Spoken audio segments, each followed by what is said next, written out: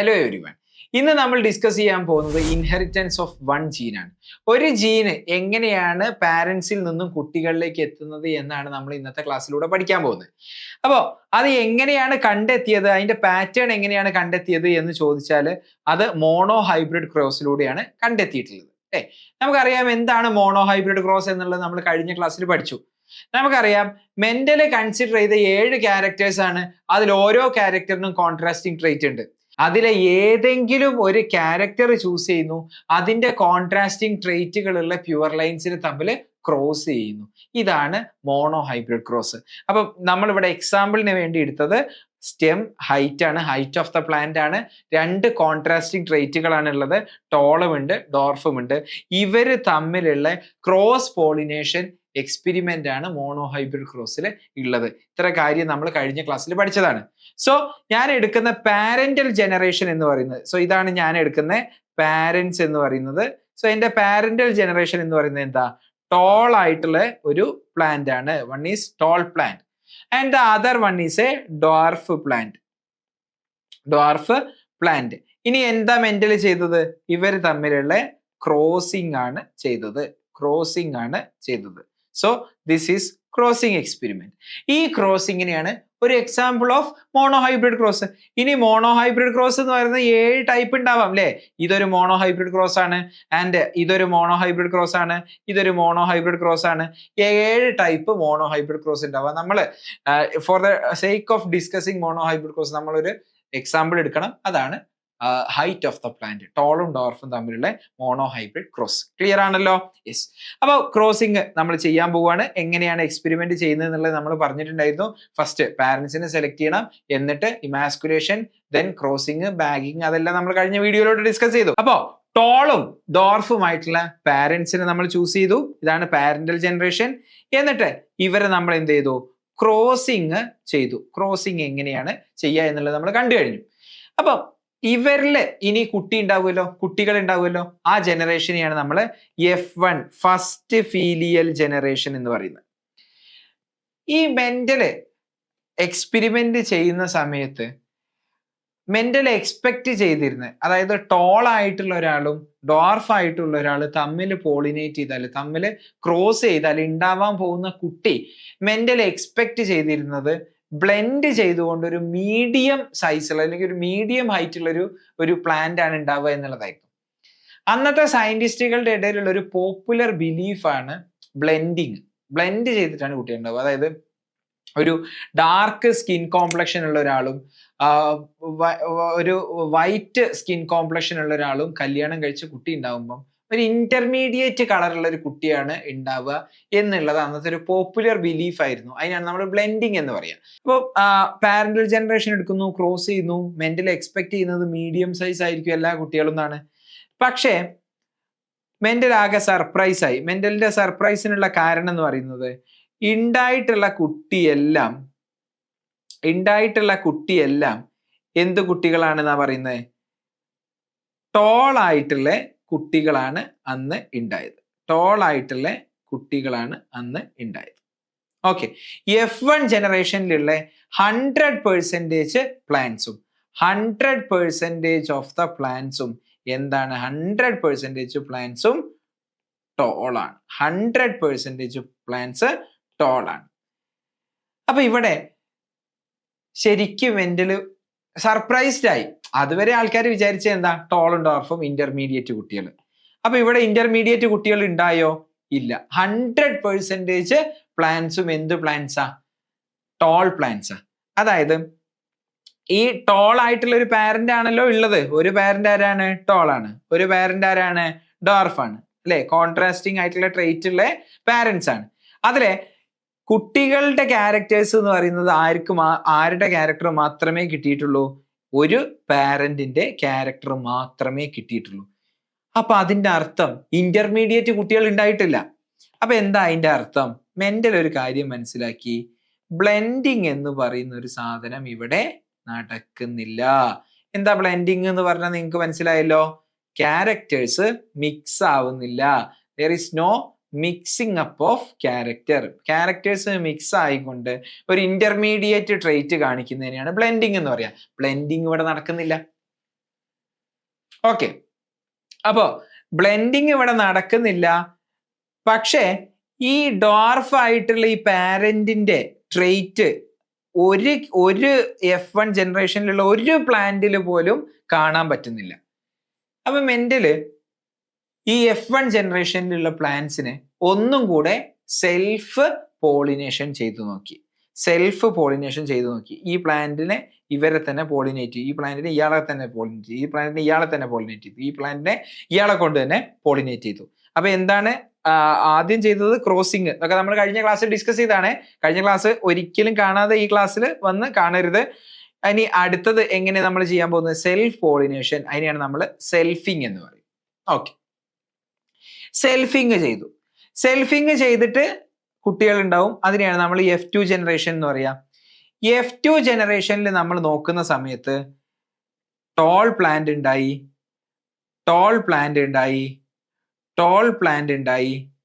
And ഒരാള് dwarf പ്ലാന്റും ഉണ്ടായി. F2 ജനറേഷനിൽ 787 പ്ലാന്റ്സ് ടോൾ ആയിരുന്നു ആൻഡ് 277 പ്ലാന്റ്സ് ഡോർഫ് ആയിരുന്നു. അതായത് ഞാൻ അതിന്റെ റേഷ്യോ ഒന്ന് കണ്ടൻസ് ചെയ്ത് എഴുതിയാല് ടോൾ ഈസ് ടു ഡോർഫ് എന്ന് പറയുന്ന റേഷ്യോ 3:1 ആണ് എന്നുള്ളത് റഫ്ലി എനിക്ക് അപ്രോക്സിമേറ്റ് ചെയ്യാൻ പറ്റും. അപ്പൊ മെന്റൽ ആക്ച്വലി എഗെയിൻ ഷോക്കായി. കാരണം നോക്ക്, ഇവിടെ മെന്റലിന്റെ ഒരു ഒബ്സർവേഷൻ എന്ന് പറയുന്നത് എന്താ? ഒന്നാമത്തെ കാര്യം ബ്ലെൻഡിങ് നടന്നിട്ടില്ല.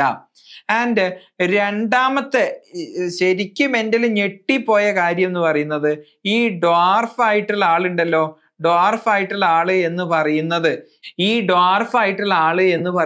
പാരന്റ് ആണല്ലോ. ഈ പാരന്റിന്റെ ട്രെയ്റ്റ് ആണല്ലോ ഡോർഫ്. ആ പാരന്റിന്റെ ക്യാരക്ടർ ഇവിടെ എക്സ്പ്രസ് ചെയ്തിട്ടുണ്ടോ? ഇല്ല. പക്ഷെ അത് F2 ജനറേഷനിൽ റീഅപ്പിയർ ചെയ്തു. അപ്പൊ മെന്റൽ ശരിക്കും ഞെട്ടി. എന്താ? Reappearance of dwarf. ഈ ഡ്വാർഫ് റീഅപ്പിയർ ചെയ്തപ്പം മെന്റൽ ശരിക്കും ആകെ കൺഫ്യൂസ്ഡ് ആയി. ഇതിനൊരു എക്സ്പ്ലനേഷൻ കൊടുക്കാൻ പറ്റാത്തൊരു അവസ്ഥ മെന്റലിന് വന്നു. അപ്പൊ രണ്ട് ഒബ്സർവേഷൻ ആണ് മെന്റലിന്റെ തോട്ടിനെ സ്ട്രൈക്ക് ചെയ്തത്. ഒന്ന്, ബ്ലെൻഡിങ് നടക്കുന്നില്ല എന്നുള്ളത് മനസ്സിലായി.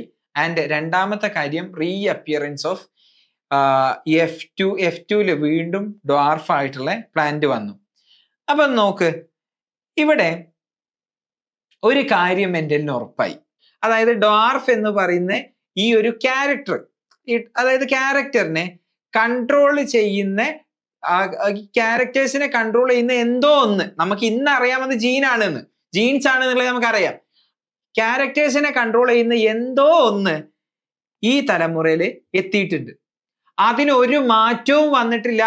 കാരണം എന്താ? ബ്ലെൻഡിങ് നടന്നിട്ടില്ല, മിക്സിങ് നടന്നിട്ടില്ല. എന്തോ മാറ്റം വരാതെ, ഡിസ്ട്രോയിഡ് ആവാതെ അത് വീണ്ടും ഈ ജനറേഷനിൽ എത്തിയില്ലേ? അതുകൊണ്ടല്ലേ ഇവിടെ ഡോർഫ് റീഅപ്പിയർ ചെയ്തത് എന്ന് മെന്റലി ചിന്തിച്ചു. എന്താ പറഞ്ഞത്? Parental generation to F1 to F2 somehow എന്തോ ഒന്ന് ചിലത് സ്റ്റേബിൾ ആയിക്കൊണ്ട് without getting destroyed or without blending stable ആയിക്കൊണ്ട് F2 ജനറേഷനിൽ എത്തുന്നുണ്ട്.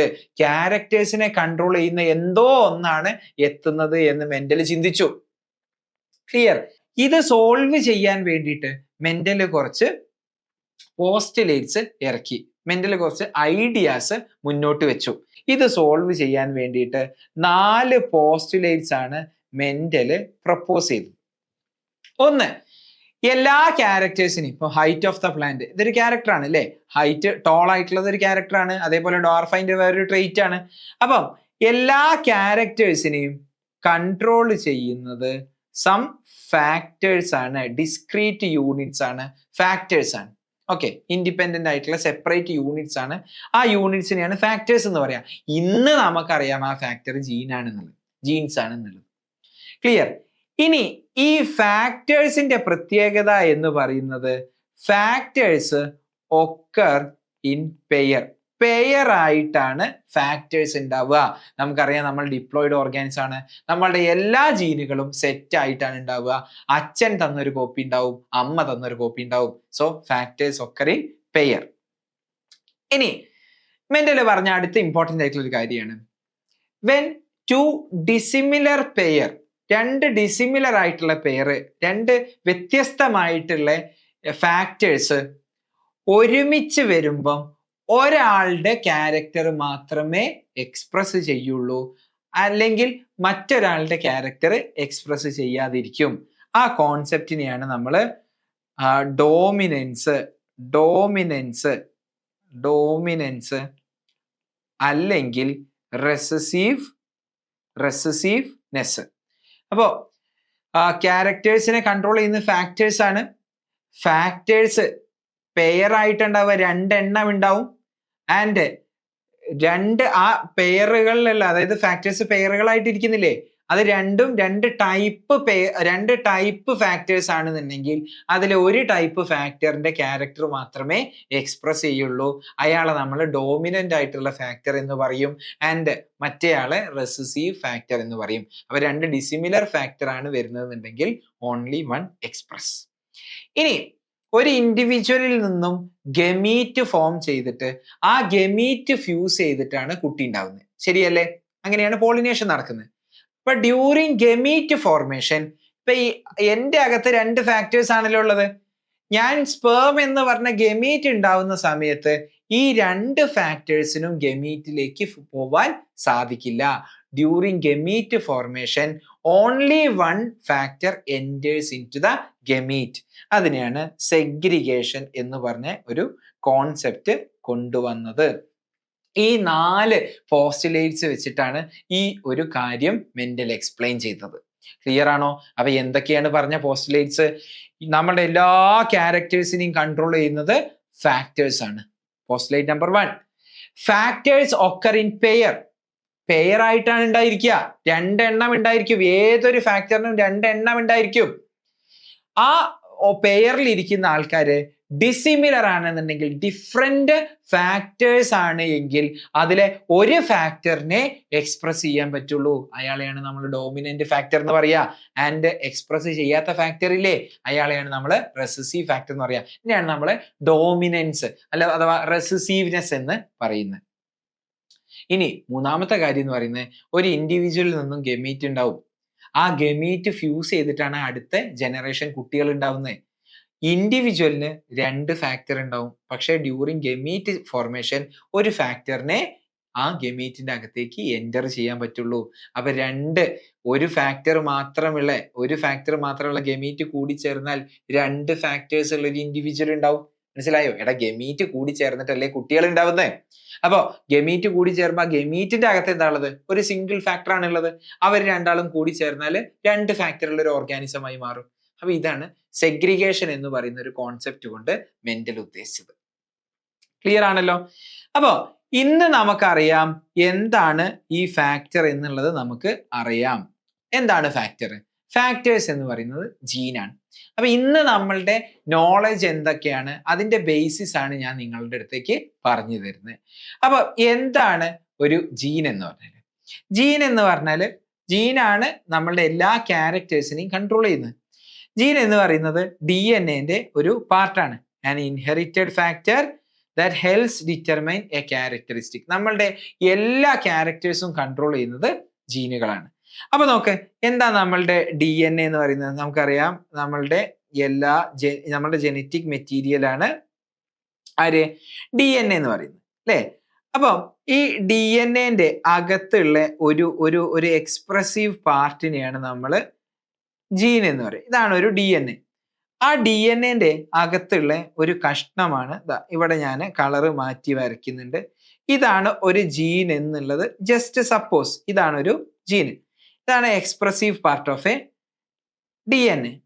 അപ്പം ഇത് ജീനാണ് എന്ന് ഞാൻ നിങ്ങളോട് പറയുകയാണെന്നുണ്ടെങ്കിൽ ഞാൻ എന്താ മീൻ ചെയ്യുന്നത്? ഈ ജീന് എക്സ്പ്രസ് ചെയ്തിട്ട് ഒരു മെസ്സഞ്ചർ RNA ഉണ്ടാവും, അല്ലേ? ഈ ജീനെ എക്സ്പ്രസ് ചെയ്തിട്ട് ഒരു mRNA ഉണ്ടാവും. ഈ mRNA ട്രാൻസ്ലേറ്റ് ചെയ്തിട്ട് എന്തുണ്ടാവും? ഒരു പ്രോട്ടീൻ ഉണ്ടാവും, ഒരു പ്രോട്ടീൻ ഉണ്ടാവും അല്ലെ? ഈ പല പ്രോട്ടീനും എന്താണ്? പ്രോട്ടീന് ചിലപ്പോൾ ഈ പ്രോട്ടീൻ എന്താവാം? എൻസൈംസ് ആവാം. ഈ പ്രോട്ടീൻസ് ആണ് നിങ്ങളെ എല്ലാ ക്യാരക്ടേഴ്സും കൺട്രോൾ ചെയ്യുന്നത്. ഈ പ്രോട്ടീൻസ് ആണ് നിങ്ങളുടെ എല്ലാ ക്യാരക്ടേഴ്സും കൺട്രോൾ ചെയ്യുന്നത് എന്ന് മനസ്സിലാക്കുക. ഓക്കെ, ഞാനൊരു എക്സാമ്പിൾ പറയാം. എൻ്റെ സ്കിൻ കളർ, എൻ്റെ ഈ സ്കിന്നിന്റെ കോംപ്ലക്ഷൻ, ഈ ഈ ഒരു സ്കിൻ കളർ കൺട്രോൾ ചെയ്യുന്നത് ഒരു ജീനാണ്. ഞാൻ ജസ്റ്റ് വളരെ സിമ്പിൾ ആയിട്ട് ഒരു എക്സാമ്പിൾ പറയുകയാണ്. അതെങ്ങനെയാണ് സംഭവിക്കുന്നത് എന്നാണ് ഞാൻ പറയാൻ പോകുന്നത്. ഓക്കെ, ഈ സ്കിൻ കളർ കൺട്രോൾ ചെയ്യുന്ന ഒരു ജീന് എൻ്റെ DNA ഉണ്ടാവും. ആ DNA ആ ജീന് എക്സ്പ്രസ് ചെയ്തിട്ട് ഒരു mRNA ഉണ്ടാവും. ആ mRNAയിൽ നിന്നൊരു പ്രോട്ടീൻ ഉണ്ടായി അല്ലേ? ഒരു പ്രോട്ടീന് ഉണ്ടായി. ആ പ്രോട്ടീൻ ഒരു എൻസൈം ആണെന്ന് വിചാരിച്ചോ. ഓക്കെ, ആ എൻസൈം ഉണ്ടെങ്കിൽ എൻ്റെ തൊലിപ്പുറത്ത് ഒരു സ്കിൻ ഉണ്ട്, മെലനോസൈറ്റ്. ഈ മെലനോസൈറ്റ് അകത്താണ് മെലാനിൻ എന്ന് പറയുന്ന പിഗ്മെന്റ് ഉണ്ടാവുന്നത്. ഈ പിഗ്മെന്റ് പ്രൊഡ്യൂസ് ചെയ്യാൻ, പിഗ്മെന്റ് എന്ന് പറഞ്ഞാൽ എന്താ? കളർ ഉണ്ടാക്കുന്ന സബ്സ്റ്റൻസ് ആണ് അല്ലെ? ഈ പിഗ്മെന്റ് പ്രൊഡ്യൂസ് ചെയ്യാൻ ഞാൻ ഈ പറഞ്ഞ എൻസൈമിന്റെ ആവശ്യമുണ്ട് എന്ന് വിചാരിക്കാം. ഈ എൻസൈം കൂടുതൽ ഉണ്ടെന്നുണ്ടെങ്കിൽ കൂടുതൽ മെലാനിൻ ഉണ്ടാവും, എൻ്റെ സ്കിന്ന് കുറച്ച് ഡാർക്ക് കളർ ആയിരിക്കും. ക്ലിയർ അല്ലേ? ഇനി ഈ എൻസൈം കുറവാണ് ഉണ്ടാക്കുന്നതെന്ന് വിചാരിച്ചോ. അങ്ങനെയാണെന്നുണ്ടെങ്കിൽ മെലാനിന്റെ പ്രൊഡക്ഷൻ കുറയും, എൻ്റെ സ്കിന്നിന്റെ കളർ കുറച്ചും കൂടെ വൈറ്റ് ആയിരിക്കും. ക്ലിയർ? അപ്പം സ്കിൻ കളർ എന്ന് പറയുന്ന ക്യാരക്ടർ കൺട്രോൾ ചെയ്യുന്നത് ആരാ? ഈ എൻസൈം. ഈ എൻസൈം എവിടെ നിന്നുണ്ടായത്? ഈ RNA എന്ന്. ഈ RNA എവിടെ നിന്നുണ്ടായത്? സ്കിന്നിന്റെ കളർ കൺട്രോൾ ചെയ്യുന്ന ജീനിൽ നിന്ന്. അപ്പൊ എന്റെ സ്കിന്നിന്റെ കളർ കൺട്രോൾ ചെയ്യുന്നത് ആരാ? അൾട്ടിമേറ്റ്ലി ജീനാണ്. ക്ലിയർ അല്ലേ? സിമ്പിൾ ആയിട്ട് കാര്യം മനസ്സിലായില്ലേ? യെസ്. ഇനി DNA കണ്ടൻസ് ചെയ്താൽ ഉണ്ടാവുന്ന ആളാരാണ്? ആ ആളാണ് ക്രോമസോം അല്ലേ? അപ്പൊ ആരുടെ മുകളിലാണ് ജീൻ ഇരിക്കുന്നത് എന്ന് ചോദിച്ചാൽ DNA മുകളിലാണ്. DNA കണ്ടൻസ് ചെയ്താലാണ് ഇതുപോലത്തെ ക്രോമസോം ഉണ്ടാവുക. ശരിയല്ലേ? ഇനി നിങ്ങൾക്ക് എത്ര ക്രോമസോം ഉണ്ട്? 23 സെറ്റ് ക്രോമസോം അല്ലേ ഉള്ളത്? ഈ ഒരു ക്രോമസോം അച്ഛൻ തന്ന ക്രോമസോം ആണ് എന്ന് വിചാരിച്ചോ. അതുപോലത്തെ ഒരു ക്രോമസോം നിങ്ങൾക്ക് ആര് തന്നിട്ടുണ്ടാവും? അമ്മ തന്നിട്ടുണ്ടാവില്ലേ? ഇപ്പൊ ഞാൻ ഈ വരച്ച ക്രോമസോമിനെ അല്ലേ നമ്മൾ ഹോമലോഗസ് ക്രോമസോംസ് എന്ന് പറയാ. അച്ഛൻ തന്നത്, ഇത് അച്ഛൻ തന്നത്, ഇതാര് തന്നതാ? ഇത് അമ്മ തന്നത്. ഇതിനെല്ലേടാ നമ്മൾ ഹോമലോഗസ് ക്രോമസോം എന്ന് പറയാ. ശരിയല്ലേ? യെസ്. അപ്പൊ നോക്ക്, ഈ ക്രോമസോമിന്റെ അകത്ത്, അതായത് ക്രോമസോം എന്തുകൊണ്ടാണ് ഉണ്ടാക്കിയ? DNA ഉണ്ട്. അപ്പൊ DNA ഒരു പാർട്ടാണല്ലോ ജീന്. അപ്പൊ സ്കിൻ കളർ കൺട്രോൾ ചെയ്യുന്ന ഇതൊരു ജീൻ ഉണ്ട്. അപ്പൊ അത് എവിടെ ഉണ്ടാവും? അത് എവിടെ ഉണ്ടാവും? നിങ്ങൾ പറ. ആ ജീന് എവിടെ ഉണ്ടാവും എന്ന് ചോദിച്ചാല് ക്രോമസോമിന്റെ മുകളിൽ നമുക്ക് കാണാൻ പറ്റും. അപ്പം നിങ്ങളൊരു ഡിപ്ലോയിഡ് ഓർഗാനിസം ആയതുകൊണ്ട് തന്നെ അച്ഛൻ തന്നൊരു ക്രോമസോം ഉണ്ടാവും, അമ്മ തന്നൊരു ക്രോമസോം ഉണ്ടാവും. ഇതാണ് ഹോമലോഗസ് പെയർ ഓഫ് ക്രോമസോം എന്ന് പറയുന്നത്. ഓക്കെ, അച്ഛൻ തന്ന സ്കിൻ കളർ ജീന് എവിടെ ഉണ്ടാവുക? ഈ ക്രോമസോമിലാണ് ഉണ്ടാവുക എങ്കിൽ അമ്മ തന്ന സ്കിൻ കളർ ജീന് എവിടെ ഉണ്ടാവുക? ഇവിടെ ഉണ്ടാവില്ല, ഇവിടെ ഉണ്ടാവില്ല, ഇവിടെ ഉണ്ടാവില്ല. എവിടെ ഉണ്ടാവുകയെന്നറിയോ? ഹോമലോഗസ് ക്രോമസോമിന്റെ ഹോമലോഗസ് സൈറ്റില്, ഹോമലോഗസ് ക്രോമസോമിന്റെ ഇതേ സൈറ്റിലാണ് അച്ഛൻ തന്ന സ്കിൻ കളർ ജീന്റെ അതേ സ്കിൻ കളർ ജീൻ ആയിരിക്കും അമ്മ തന്നത്. ക്ലിയർ ആണോ? അപ്പൊ എവിടെയാണ് രണ്ട് ജീനുകൾ ഉണ്ടാവുക? ഹോമലോഗസ് ക്രോമസോമിന്റെ ഹോമലോഗസ് സൈറ്റിലാണ് ഉണ്ടാവുക. ഇനി നിങ്ങൾക്ക് ആകെ എത്ര ക്രോമസോംസ് ഉണ്ട് എന്നാണ് നമ്മൾ പറഞ്ഞത്? 46 ക്രോമസോംസ് അല്ലേ? അതില് 44 ക്രോമസോംസിനെയാണ് നമ്മൾ ഓട്ടോസോംസ് എന്ന് പറയാ. എന്താ ഓട്ടോസോംസ് എന്ന് പറഞ്ഞാല്? നിങ്ങളുടെ സാധാരണ vegetative characters, skin colour, height, ഇതെല്ലാം കൺട്രോൾ ചെയ്യുന്നത് ഈ ഓട്ടോസോംസ് ആണ്. ആൻഡ് പിന്നെ നിങ്ങൾക്ക് ഉണ്ടാവുക സെക്സ് ക്രോമസോം ആണ്. ഒരു പുരുഷനാണ് നിങ്ങൾ എങ്കിൽ XY ക്രോമസോം ഉണ്ടാവും, ഒരു സ്ത്രീ ആണെന്നുണ്ടെങ്കിൽ XX ക്രോമസോം ഉണ്ടായിരിക്കും. ക്ലിയർ ആണല്ലോ? അപ്പൊ നമ്മൾ ഈ കാണുന്ന, ഇപ്പൊ ഫോർ എക്സാമ്പിൾ നമ്മളുടെ അകത്തുള്ള ഒരു 1ാമത്തെ നമ്പർ ക്രോമസോം എടുത്തു നോക്കാന്ന് വിചാരിക്കുക. അപ്പൊ ഈ പെയർ എന്ന് പറയുന്നത് നോക്ക്, ഈ പെയർ എന്ന് പറയുന്നത് എന്താണ്? ഒരു ഹോമലോഗസ് പെയർ ആണ്. ഇതിന്റെ മുകളിൽ ഇവിടെ ഒരു ജീൻ ഉണ്ട്. അപ്പൊ അതിന്റെ ഈ പറയുന്ന ക്രോമസോം ആര് തന്ന? അച്ഛൻ തന്നത്. ഈ ക്രോമസോം എനിക്ക് ആര് തന്ന? അമ്മ തന്നത്. അതിന്റെ ഹോമലോഗസ് സൈറ്റില് മറ്റൊരു കോപ്പി അതേ ജീൻ ഉണ്ടാവും.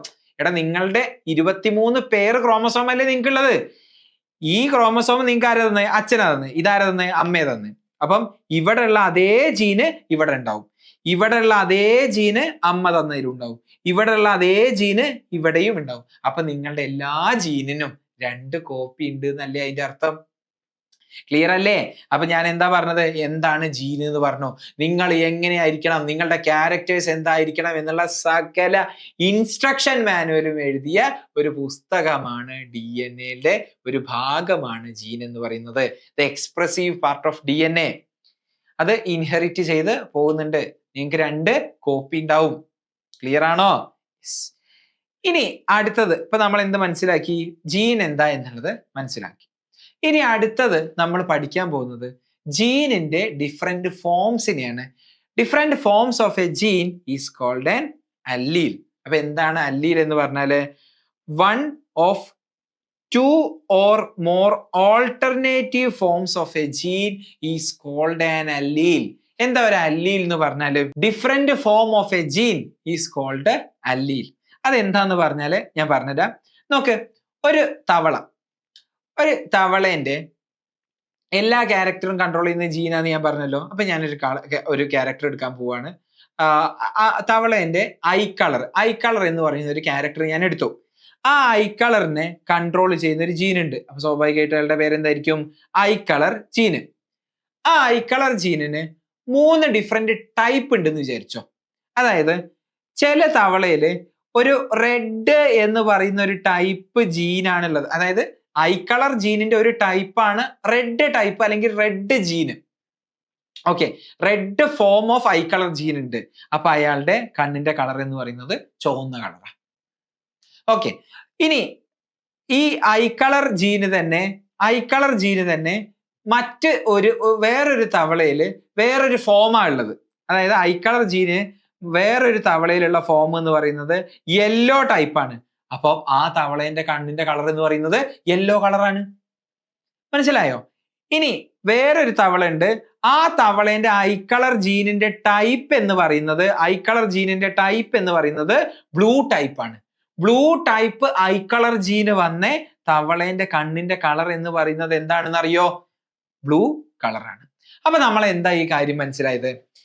നമ്മളുടെ എല്ലാ ക്യാരക്ടേഴ്സും കൺട്രോൾ ചെയ്യുന്നത് ആരാണ്? ജീനാണ്. അതിലൊരു ക്യാരക്ടറാണ് നമ്മൾ ഐ കളർ എന്ന് പറയുന്ന ക്യാരക്ടർ എടുത്തു. ആ ഐ കളറിനെ കൺട്രോൾ ചെയ്യുന്ന ജീന് 3 ടൈപ്പ് ഉണ്ട്. ഒരു ടൈപ്പ് റെഡ്, ഒരു ടൈപ്പ് യെല്ലോ, ഒരു ടൈപ്പ് ബ്ലൂ. റെഡ് ടൈപ്പാണ് വന്നതെന്നുണ്ടെങ്കിൽ ഐ കളർ റെഡ് ആയിരിക്കും. യെല്ലോ ടൈപ്പ് ആണെന്നുണ്ടെങ്കിൽ ഐ കളർ യെല്ലോ ആയിരിക്കും. ആൻഡ് ബ്ലൂ ടൈപ്പ് ആണെന്നുണ്ടെങ്കിൽ ഐ കളർ ബ്ലൂ ആയിരിക്കും. അപ്പൊ നോക്ക്, ഐ കളർ എന്ന് പറയുന്ന ഈ ജീനിന് 3 ടൈപ്പ് ഡിഫറെന്റ് ഫോംസ് നമുക്ക് കാണാൻ പറ്റൂലേ? ഒരേ ജീനിന്റെ പേര് ഐ കളർ ജീന്. ഇത് ഡിഫറെന്റ് ഫോംസിൽ വരുന്നുണ്ട്. Yellow, red, blue, 3 different forms of a same gene.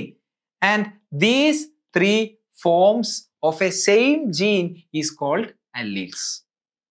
I colour ജീനിന്റെ ഒരു അല്ലീലാണ് റെഡ്, ഒരു അല്ലീലാണ് യെല്ലോ, ഒരു അല്ലീലാണ് ബ്ലൂ. ക്ലിയർ ആയോ? അപ്പൊ എന്താണ് ജീൻ എന്ന് മനസ്സിലായോ? എന്താണ് അല്ലീൽ എന്ന് മനസ്സിലായോ? Different forms of a gene is called an allele. Clear ആയില്ലേ?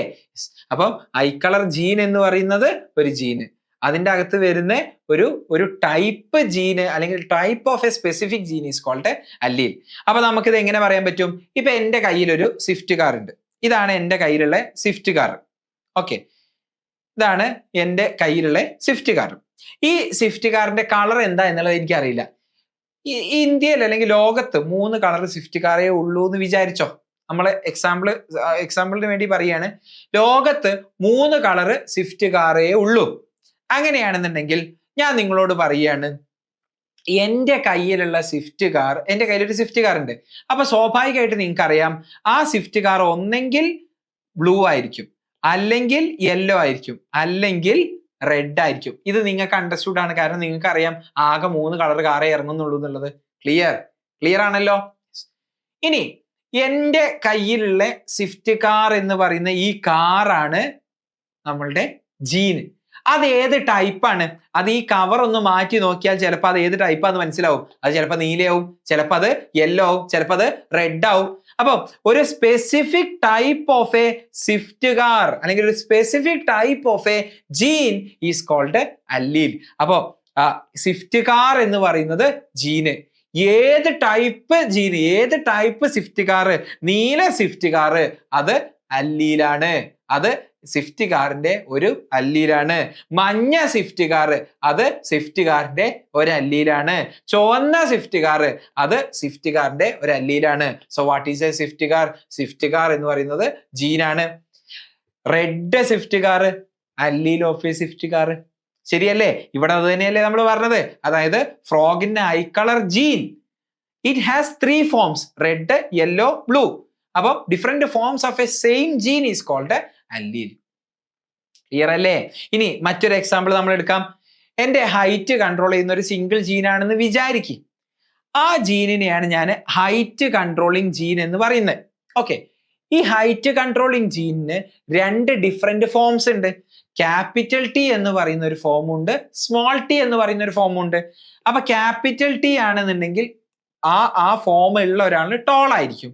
ആൻഡ് സ്മോൾ ടി ആണുള്ളത് എങ്കിൽ ആ ആള് ഡോർഫ് ആയിരിക്കും എന്ന് വിചാരിക്കാം. അപ്പൊ 2 different forms of a same gene.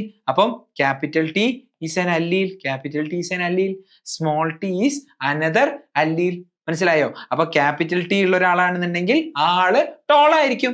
And small T ഉള്ള ഒരാളാണെന്നുണ്ടെങ്കിൽ ആ ആള് ഡോർഫ് ആയിരിക്കും. Clear? So capital T and small T are 2 different alleles of the gene height controlling gene. Clear ആണോ? ഇനി നമുക്കറിയാം നമ്മൾ എല്ലാവരും ഒരു ഡിപ്ലോയിഡ് ഓർഗാനിസം ആണ് എന്ന് നമ്മൾ പഠിച്ചു. എന്താ ഡിപ്ലോയിഡ് ഓർഗാനിസം എന്ന് പറഞ്ഞാല്? ഈ ഒരു കാരിയോടൈപ്പ് ഇമേജ് ഞാൻ നിങ്ങൾക്ക് കാണിച്ചു തന്നു.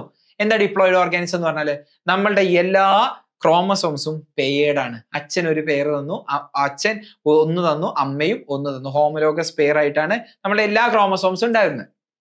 അപ്പോ സ്വാഭാവികമായിട്ടും നിങ്ങളുടെ എല്ലാ ജീനുകളും 2 കോപ്പി ഉണ്ടായിരിക്കും. ശരിയല്ലേ? Because you are A diploid organism. നിങ്ങൾക്ക് എത്ര ക്രോമസോം ഉണ്ട്?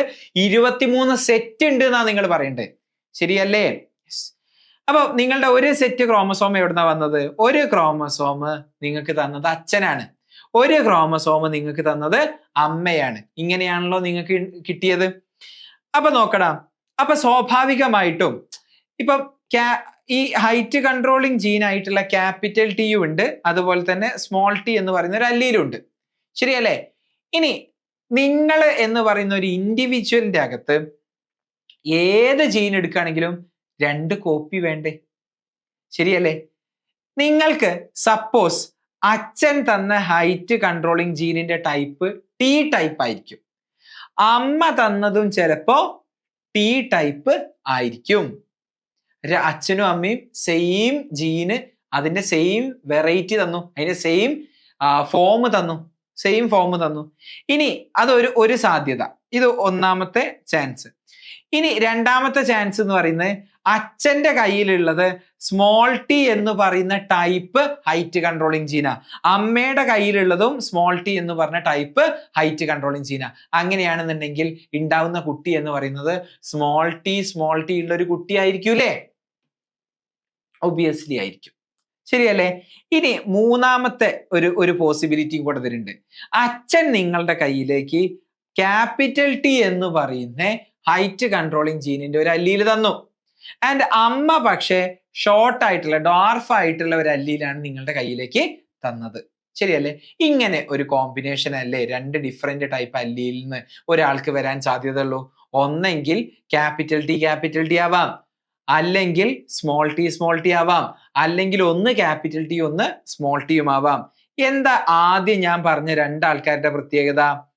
സെയിം ടൈപ്പ് അല്ലീൽ അല്ലേ ആ ഓർഗാനിസത്തിൽ ഉള്ളത്, അതിനുള്ള കുട്ടിയിലുള്ളത്? ഇവിടെയും സെയിം ടൈപ്പ് അല്ലീൽ അല്ലേ ഉള്ളത്? ശരിയാണോ? ആൻഡ് ഇവിടെ നോക്ക്, ഇവിടെ വരുമ്പോ കാര്യം മാറി. ഇവിടെ ഡിഫറെന്റ് ടൈപ്പ് ഓഫ് അല്ലീൽ അല്ലേ ഉള്ളത്? ഒന്ന് ക്യാപിറ്റൽ ടി ആണ്, ഒന്ന് സ്മോൾ ടി ആണ്. ഓക്കെ, സെയിം ടൈപ്പ് അല്ലീല് വരുന്ന ടൈപ്പ് കണ്ടീഷനെയാണ് നമ്മൾ ഹോമോസൈഗസ് എന്ന് പറയുക. ആ ഇൻഡിവിജ്വലിനെയാണ് നമ്മൾ ഹോമോസൈഗോട്സ് എന്ന് പറയുന്നത്. Okay, homozygous condition. Same type allele കാണാൻ പറ്റും. ആൻഡ് ഡിഫറെന്റ് ടൈപ്പ് അല്ലീല് വരുന്നതിനെയാണ് നമ്മൾ ഹെട്രോസൈഗസ് എന്ന് പറയാം. ഹെട്രോ എന്ന് പറഞ്ഞാൽ ഡിഫറെന്റ് എന്നല്ല അർത്ഥം. Heterozygous condition. അപ്പൊ നമ്മൾ എന്താ പറഞ്ഞേ, നമ്മൾ ഡിപ്ലോയിഡ് ഓർഗാനിസ് ആണ്. അതുകൊണ്ട് 2 കോപ്പി ഉണ്ടാവും. അതുകൊണ്ട് ഏത് ജീൻ എടുത്താലും നിങ്ങൾക്ക് 2 അല്ലീല് കാണാൻ സാധിക്കും. ശരിയല്ലേ?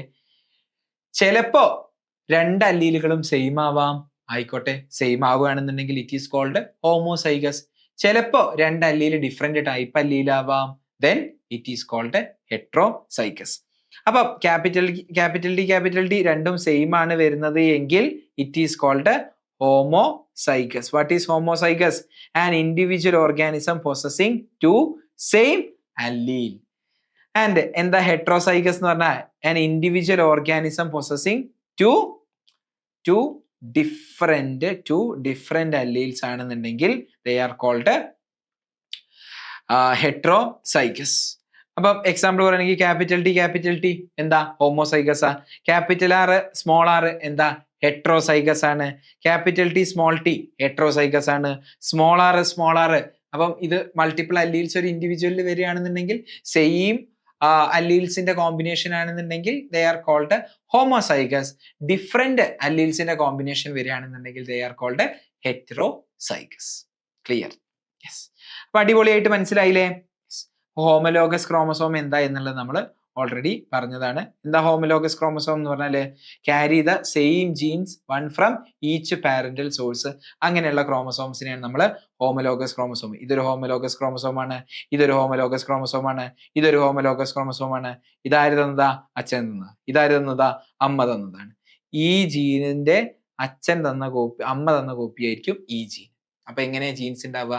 ഹോമലോഗസ് ക്രോമസോംസിലെ ഹോമലോഗസ് സൈറ്റിലാണ് ക്രോമസോം ഉണ്ടായിരിക്കുക എന്നുള്ളത് നമ്മൾ മനസ്സിലാക്കി കഴിഞ്ഞു. ഇനി അടുത്തത് നമ്മൾ പറഞ്ഞു ഹോമോസൈഗസ് ആയിട്ടുള്ള ഒരാളാണെന്നുണ്ടെങ്കിൽ നോക്ക്, ഇപ്പോ ഞാൻ ഹോമോസൈഗസ് ആയിട്ടുള്ള ഒരാളാണെന്ന് വിചാരിച്ചോ. അതായത് ക്യാപിറ്റൽ ടി എന്ന് പറഞ്ഞാല് ഈ ക്യാപിറ്റൽ ടി എന്ത് ക്യാരക്ടറാണ് എനിക്ക് തരിക? ടോളാണ്. അപ്പൊ ഈ ക്യാപിറ്റൽ ടി എന്താണ്? ടോളാണ്. അച്ഛൻ തന്നതും ക്യാപിറ്റൽ ടി ടോൾ ആവാനുള്ള അല്ലീലാണ് തന്നത്. അമ്മ തന്നതും ടോൾ ആവാനുള്ള അല്ലീല. അപ്പൊ ഞാൻ എന്തായിരിക്കും? ഈ ഇൻഡിവിജ്വൽ മസ്റ്റ് ബി ടോൾ അല്ലെ? അച്ഛൻ തന്നതും അമ്മ തന്നതും ടോൾ ആവാനുള്ള അല്ലീല. അങ്ങനെയാണെങ്കിൽ ഞാൻ ടോൾ ആയിരിക്കും. ക്ലിയർ ആണല്ലോ? ഇനി ഹോമോസൈഗസിന് തന്നെ മറ്റൊരു കണ്ടീഷൻ ഉണ്ട്. എന്താ? അച്ഛൻ തന്നതും അമ്മ തന്നതും ഡോർഫ് ആവാനുള്ളത്. എന്താ? ഈ സ്മോൾ ടി എന്ന് പറഞ്ഞാൽ എന്താ? ഡോർഫാണ്. ഈ സ്മോൾ ടി എന്ന് പറഞ്ഞാൽ എന്താ? ഡോർഫാണ്. അപ്പൊ ഇങ്ങനെ ഒരു ഇൻഡിവിജ്വൽ ആണ് ഉണ്ടാവുന്നത് എങ്കിൽ ആ ആളെന്ന് പറയുന്നത് എന്തായിരിക്കും? ആള് 100% ഡോർഫ് ആയിരിക്കും അല്ലെ? അപ്പൊ ഹോമോസൈഗസ് കണ്ടീഷനില് ക്യാപിറ്റൽ ടി ആണ് വരുന്നതെന്നുണ്ടെങ്കിൽ അയാൾ ടോൾ ആയിരിക്കും. ഹോമോസൈഗസ് കണ്ടീഷനിൽ അയാളുടെ അടുത്ത് വരുന്നത് സ്മോൾ ടി ആണെന്നുണ്ടെങ്കിൽ അയാൾ ഡോർഫ് ആയിരിക്കും. സിമ്പിൾ അല്ലേ? ഏതൊരാൾക്കും മനസ്സിലാവും. What about heterozygous condition? Heterozygous കണ്ടീഷനിലേക്ക് വരുമ്പം അയാളടുത്ത് ക്യാപിറ്റൽ ടി സ്മോൾ ടി ആണുള്ളത്. ക്യാപിറ്റൽ ടി എന്ത് ക്യാരക്ടറാ എക്സ്പ്രസ് ചെയ്യുക? ടോള്. സ്മോൾ ടി എന്ത് ക്യാരക്ടറാ എക്സ്പ്രസ് ചെയ്യുക? Dwarf. Capital T tall, small T dwarf. Clear ആണല്ലോ? അപ്പോ ഒരു ഇൻഡിവിജ്വലിന്റെ അകത്ത് ടോൾ എക്സ്പ്രസ് ചെയ്യാനുള്ള അല്ലീലുണ്ട്, ഡോർഫ് എക്സ്പ്രസ് ചെയ്യാനുള്ള അല്ലീലുണ്ട്. ഈ ആള് എന്തായിരിക്കും എക്സ്പ്രസ് ചെയ്യുക? നിങ്ങൾക്ക് ഓപ്ഷൻ തരാം. ടോള്, ഡോർഫ് അല്ലെങ്കിൽ ഇന്റർമീഡിയറ്റ്. ഇന്റർമീഡിയറ്റ് ആണോ? അല്ല. എന്താ ഈ പറയുന്ന ക്യാപിറ്റൽ ടിയും സ്മോൾ ടിയും വരുന്ന ഈ ഇൻഡിവിജ്വല് എന്തായിരിക്കും ഈ ആളുടെ ഹൈറ്റ് എന്ന് ചോദിച്ചാൽ നോക്ക്, ഒരു ഹെട്രോസൈഗസ് കണ്ടീഷനിൽ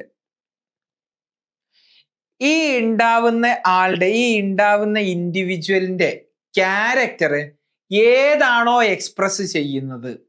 ഫോർ എക്സാമ്പിൾ, ഞാൻ ഈ കുട്ടീനെ എടുത്ത് നോക്കി, ആ കുട്ടി ടോൾ ആണ് എന്ന് വിചാരിച്ചോ. ഓക്കെ, ആ കുട്ടി എന്താണ്? ടോൾ ആണ്. അതായത് അതിന്റെ അർത്ഥം എന്താ? ഇത് ആരുടെ ഏത് അല്ലീലാണ് എക്സ്പ്രസ് ചെയ്തത്? ക്യാപിറ്റൽ ടി അല്ലീലല്ലേ എക്സ്പ്രസ് ചെയ്തത്. ആൻഡ് സ്മോൾ ടി അല്ലീലിന്റെ എഫക്റ്റിന് അവിടെ വല്ല റോളും ഉണ്ടോ? ഇല്ല. അപ്പൊ ഈ ക്യാപിറ്റൽ ടി അല്ലീൽ എന്ന് പറയുന്ന ഈ അല്ലീലിന്റെ എഫക്റ്റ് മറ്റേ ആളുടെ സ്മോൾ ടി എന്ന് പറഞ്ഞ അല്ലീലിന്റെ എഫക്റ്റിനെ ഡോമിനേറ്റ് ചെയ്തില്ലേ, സപ്രസ് ചെയ്തില്ലേ, അടിച്ചമർത്തിയില്ലേ? ശരിയല്ലേ? പോയിന്റ് നിങ്ങൾക്ക് മനസ്സിലായോ? അപ്പോ ക്യാപിറ്റൽ ടിയും സ്മോൾ ടിയും ഒരുമിച്ച് വന്നാല് ആ ആളുടെ ഹൈറ്റ് ടോൾ ആണ് എങ്കിൽ അതിന്റെ അർത്ഥം ക്യാപിറ്റൽ ടി ആണ് ഡോമിനേറ്റ് ചെയ്യുന്നത് എന്നല്ലേ? സ്മോൾ ടി അവിടെ സപ്രസ്ഡ് ആയി എന്നല്ലേ അർത്ഥം? ഓക്കെ. അപ്പോ ഹെട്രോസൈഗസ് ആയിട്ടുള്ള കണ്ടീഷനിൽ ഒരു അല്ലീലിന്റെ ക്യാരക്ടറെ എക്സ്പ്രസ് ചെയ്യൂ. അങ്ങനെയാണെന്നുണ്ടെങ്കിൽ ആ ക്യാരക്ടർ, ആ allele is called dominant allele. They are called dominant allele. അപ്പൊ എക്സ്പ്രസ് ചെയ്യാത്ത അല്ലീലിനെ നമ്മൾ എന്താ വിളിക്കാന്നറിയോ? ഈ എക്സ്പ്രസ് ചെയ്യാത്ത അല്ലീലില്ലേ, ഈ allele, this allele is called recessive allele. Recessive allele. അപ്പൊ ഒന്നും കൂടെ ഞാനത് പറയാം. എനിക്കറിയാം ഇത് ഭയങ്കര ഇമ്പോർട്ടന്റ് ആയിട്ടുള്ള കോൺസെപ്റ്റ് ആണ്. അപ്പൊ എന്തായാലും നമ്മൾ ഈസി ആയിട്ട് മനസ്സിലാക്കാൻ പോവാണ്. ഹോമോസൈഗസ് കണ്ടീഷനിൽ ക്യാപിറ്റൽ ടിയും രണ്ടും ടോളാ. ആ ഇൻഡിവിജ്വൽ ഓർഗാനിസം, ആ കുട്ടി ഓഫ് കോഴ്സ് എന്താവും? ടോളാവും. അതേപോലെ തന്നെ സ്മോൾ ടി ആണ് വരുന്നതെന്നുണ്ടെങ്കിൽ രണ്ടും ഡോർഫിനുള്ള അല്ലീല. ഓഫ് കോഴ്സ് ആ കുട്ടി എന്തായിരിക്കും? ഡോർഫ് ആയിരിക്കും. വാട്ട് ഇഫ് ഹെട്രോസൈഗസ് കണ്ടീഷൻ ആണ് വരുന്നതെന്നുണ്ടെങ്കിൽ ക്യാപിറ്റൽ ടി എന്ന് പറയുന്ന allele codes for tallness, small T എന്ന് പറഞ്ഞ അല്ലീല് കോഡ്സ് ഫോർ ഡോർഫ്നെസ്. അച്ഛൻ കൊടുത്തത് ക്യാപിറ്റൽ ടി, അമ്മ കൊടുത്തത് സ്മോൾ ടി, കുട്ടി ഉണ്ടായി ക്യാപിറ്റൽ ടി സ്മോൾ ടി. എന്താണ് കുട്ടി ഉണ്ടാവുക? മീഡിയം ഹൈറ്റ് ഉള്ള കുട്ടിയല്ല ഉണ്ടാവുക. എന്ത് കുട്ടി ഉണ്ടാവുക? സപ്പോസ് ആ കുട്ടി ഉണ്ടായത് ടോൾ ആണെന്ന് വിചാരിക്ക്. അപ്പൊ അതിന്റെ അർത്ഥം എന്താ? ക്യാപിറ്റൽ ടിയും സ്മോൾ ടി അല്ലീലും ഒരുമിച്ചൊരു കുട്ടിയിൽ വന്നപ്പോ ഒരു അല്ലീലിന്റെ ക്യാരക്ടർ മാത്രമല്ലേ ആ കുട്ടീന്റെ കാണിച്ചിട്ടുള്ളൂ. ആ allele is called dominant allele. മറ്റേ അല്ലീലിന്റെ ക്യാരക്ടർ കാണിച്ചിട്ടില്ലല്ലോ. ആ allele is called recessive allele. അപ്പൊ നമ്മളിപ്പോ എന്ത് കാര്യം മനസ്സിലാക്കിയത്? ഹെട്രോസൈഗസ് കണ്ടീഷനിൽ ഒരു അല്ലീലിന്റെ ക്യാരക്ടറെ കാണിക്കുള്ളൂ, മറ്റേ അല്ലീലിന്റെ ക്യാരക്ടർ കാണിക്കൂല. അതിന്റെ അർത്ഥം capital T dominates over small T and capital T is called dominant allele and small T is called recessive allele. എപ്പോഴും ഡോമിനന്റ് അല്ലീലിനെ നമ്മൾ എന്ത് മാത്രമേ ക്യാപിറ്റൽ ലെറ്ററിൽ മാത്രമേ റെപ്രസെന്റ് ചെയ്യാറുള്ളൂ. അപ്പൊ ക്യാപിറ്റൽ ലെറ്ററിൽ നിങ്ങൾ ഏതെങ്കിലും ഒരു അല്ലീലിനെ റെപ്രസെന്റ് ചെയ്യുന്നത് കാണിച്ചാൽ നിങ്ങൾ മനസ്സിലാക്കണം അത് ഡോമിനന്റ് അല്ലീലാണ്. അപ്പൊ എന്താ ഡോമിനന്റ് അല്ലീൽ എന്ന് പറയുന്നത്? കൃത്യമായിട്ട് മനസ്സിലാക്കിക്കോ. ഹെട്രോസൈഗസ് കണ്ടീഷനിൽ ഏത് അല്ലീലാണോ ഡോമിനേറ്റ് ചെയ്യുന്നത്, ഏത് അല്ലീലിന്റെ ക്യാരക്ടർ ആണോ എക്സ്പ്രസ് ചെയ്യുന്നത്, that allele is called dominant allele. ഇവിടുത്തെ കേസിൽ capital T is dominant. And ഏത് അല്ലീലാണോ ഹെട്രോസൈഗസ് കണ്ടീഷനിൽ എക്സ്പ്രസ് ചെയ്യാത്തത്, that allele is called recessive allele. Here example എന്ന് പറയുന്നത് എന്താണ്? ഈ കണ്ടീഷനിൽ എന്താണ്? ഡോർഫ് ആയിട്ടുള്ള, അതായത് സ്മോൾ ടി അല്ലീലാണ്. ക്ലിയർ ആയിട്ട് മനസ്സിലായല്ലോ? So what is dominant allele? Dominant allele എന്ന് പറയുന്നത് എന്താ? ഇവിടെ ടി ആണ് dominant allele. Only the dominant allele expressed, only dominant allele is expressed in heterozygote. Okay, heterozygote ആയിട്ടുള്ള ഒരാളില് ഡോമിനന്റ് അല്ലീൽ മാത്രമേ എക്സ്പ്രസ് ചെയ്യുള്ളൂ. മനസ്സിലായോ? Heterozygous condition capital T small T, capital T മാത്രമല്ലേ എക്സ്പ്രസ് ചെയ്യുള്ളൂ, ടോൾനെസ് മാത്രമേ എക്സ്പ്രസ് ചെയ്തിട്ടുള്ളൂ. ആൻഡ് എന്താ റെസസീവ് അല്ലീൽ എന്ന് പറഞ്ഞാല്? ഹെട്രോസൈഗസ് കണ്ടീഷനിൽ എക്സ്പ്രസ് ചെയ്യാത്ത അല്ലീൽ. ക്ലിയർ? അപ്പൊ ഇനി ഞാൻ പറയുകയാണ്, ഇപ്പൊ പീ പ്ലാന്റിനെ കൺട്രോൾ ചെയ്യുന്ന, ഫ്ലവർ കളറിനെ കൺട്രോൾ ചെയ്യുന്ന രണ്ട് അല്ലീലുണ്ട്. ഫോർ എക്സാമ്പിൾ വയലറ്റ് ഫ്ലവറിനെ കൺട്രോൾ ചെയ്യുന്നതാണ് capital W, violet colour. Small W എന്ന് പറഞ്ഞാല് വൈറ്റ് കളർ. അപ്പൊ ഞാൻ ചോദിക്കുകയാണ്, ഒരു പ്ലാന്റ് ഉണ്ട് എൻ്റെ അടുത്ത്, ആ plant capital W small W plant ആണ്. അങ്ങനെയാണെന്നുണ്ടെങ്കിൽ അപ്പം ഈ ആളുടെ ഫ്ലവറിന്റെ കളറ് വയലറ്റ് ആണെന്ന് വിചാരിക്കുക. അപ്പൊ എന്താ വയലറ്റ് എന്ന് പറഞ്ഞാല്? ഈ ക്യാപിറ്റൽ ഡബ്ല്യു എക്സ്പ്രസ് ചെയ്തിട്ടുള്ള കളർ ആണല്ലോ കാണുന്നത്. ഈ പറയുന്ന വൈറ്റ് സ്മോൾ ഡബ്ല്യു എക്സ്പ്രസ് ചെയ്യുന്നില്ലല്ലോ. അപ്പൊ സ്വാഭാവികമായിട്ടും ഈ ആളാണ് ഡോമിനന്റ് അല്ലീൽ. ഈ അല്ലീലിന്റെ എഫക്റ്റ് അവിടെ നമുക്ക് കാണാൻ സാധിക്കുന്നുണ്ടോ ഹെട്രോസൈഗോട്ടില് അല്ലെങ്കിൽ ഹെട്രോസൈഗസ് കണ്ടീഷനിൽ? ഇല്ലേ ഇല്ല. അപ്പൊ ഈ പറയുന്ന ആള് റെസസീവ് അല്ലീലാണ്. ഓക്കെ, അപ്പൊ ഇവിടെ നമ്മൾ നോക്കുകയാണെന്നുണ്ടെങ്കിൽ here in this case capital W violet allele is dominant over white allele, small W allele. Clear ആണല്ലോ? യെസ്. ഇനി നമുക്ക് ഒരു കാര്യം കൂടെ ആണ് ഇവിടെ മനസ്സിലാക്കാനുള്ള, സിമ്പിൾ ആയിട്ടുള്ള ഒരു കാര്യം കൂടെ നമുക്ക് അറിയാനുണ്ട്. ഞാൻ നിങ്ങളോട് ഒരു ഫ്ലവർ കാണിച്ചു തന്നു, അതായത് ഒരു പീ പ്ലാന്റിന്റെ ഒരു ഫ്ലവർ കാണിച്ചു തന്നു. എന്നിട്ട് ഞാൻ നിങ്ങളോട് ചോദിക്കുകയാണ് ഈ ഫ്ലവർ കളർ എന്താ എന്ന് ചോദിക്കുകയാണ്. ഓക്കെ, ഞാൻ നിങ്ങൾക്ക് ഒരു പീ പ്ലാന്റ് കൊണ്ടുവന്നു, അതിന്റെ ഫ്ലവർ കളർ എന്താന്ന് ചോദിക്കാം. അപ്പൊ നിങ്ങൾ പറഞ്ഞു വയലറ്റ് ആണ്, അല്ലെങ്കിൽ ചിലപ്പം വൈറ്റ് ആണ് കൊണ്ടുവന്നിട്ടുണ്ടെങ്കിൽ വൈറ്റ് ആണ് പറയും. ഇനി ഞാൻ ചോദിക്കുകയാണ് അതിന്റെ പോഡിന്റെ കളർ എന്താ? അപ്പൊ നിങ്ങൾ ഈ പോഡിന്റെ കളർ നോക്കിയിട്ട് പറഞ്ഞു അത് ഗ്രീൻ ആണ് എന്ന് പറഞ്ഞു. ചിലപ്പോൾ അത് യെല്ലോ ആയിരിക്കും മറ്റു ചെടികളിൽ. ഇനി ഞാൻ നിങ്ങളോട് ചോദിച്ചു എന്താണ് ഇതിന്റെ ഹൈറ്റ്? അപ്പൊ നിങ്ങൾ പറഞ്ഞു ഇത് ടോൾ ആയിട്ടുള്ള പ്ലാന്റ് ആണ്, അല്ലെ? ഇപ്പൊ ഞാൻ നിങ്ങളോട് ചോദിക്കുന്നതൊക്കെ physical appearance of a character അല്ലേ?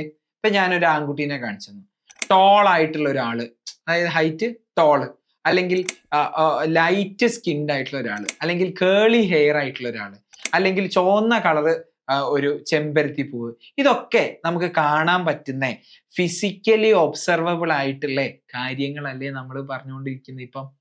അങ്ങനെ physical appearance of a character, physical appearance of a ക്യാരക്ടറിനെയാണ് നമ്മൾ ഫീനോടൈപ്പ് എന്ന് പറയുക. ഫീനോടൈപ്പ്. സോ എന്താ ഫീനോടൈപ്പ് എന്ന് പറഞ്ഞാൽ? Physical appearance of a character. Example, height of A plant. അപ്പം ടോൾ ആണ്, ഡോർഫ് ആണ് എന്ന് പറയുമ്പോൾ നിങ്ങൾക്ക് ഫിസിക്കലി അത് ഒബ്സർവ് ചെയ്യാൻ പറ്റും, അത് ഫീനോടൈപ്പ് ആണ്.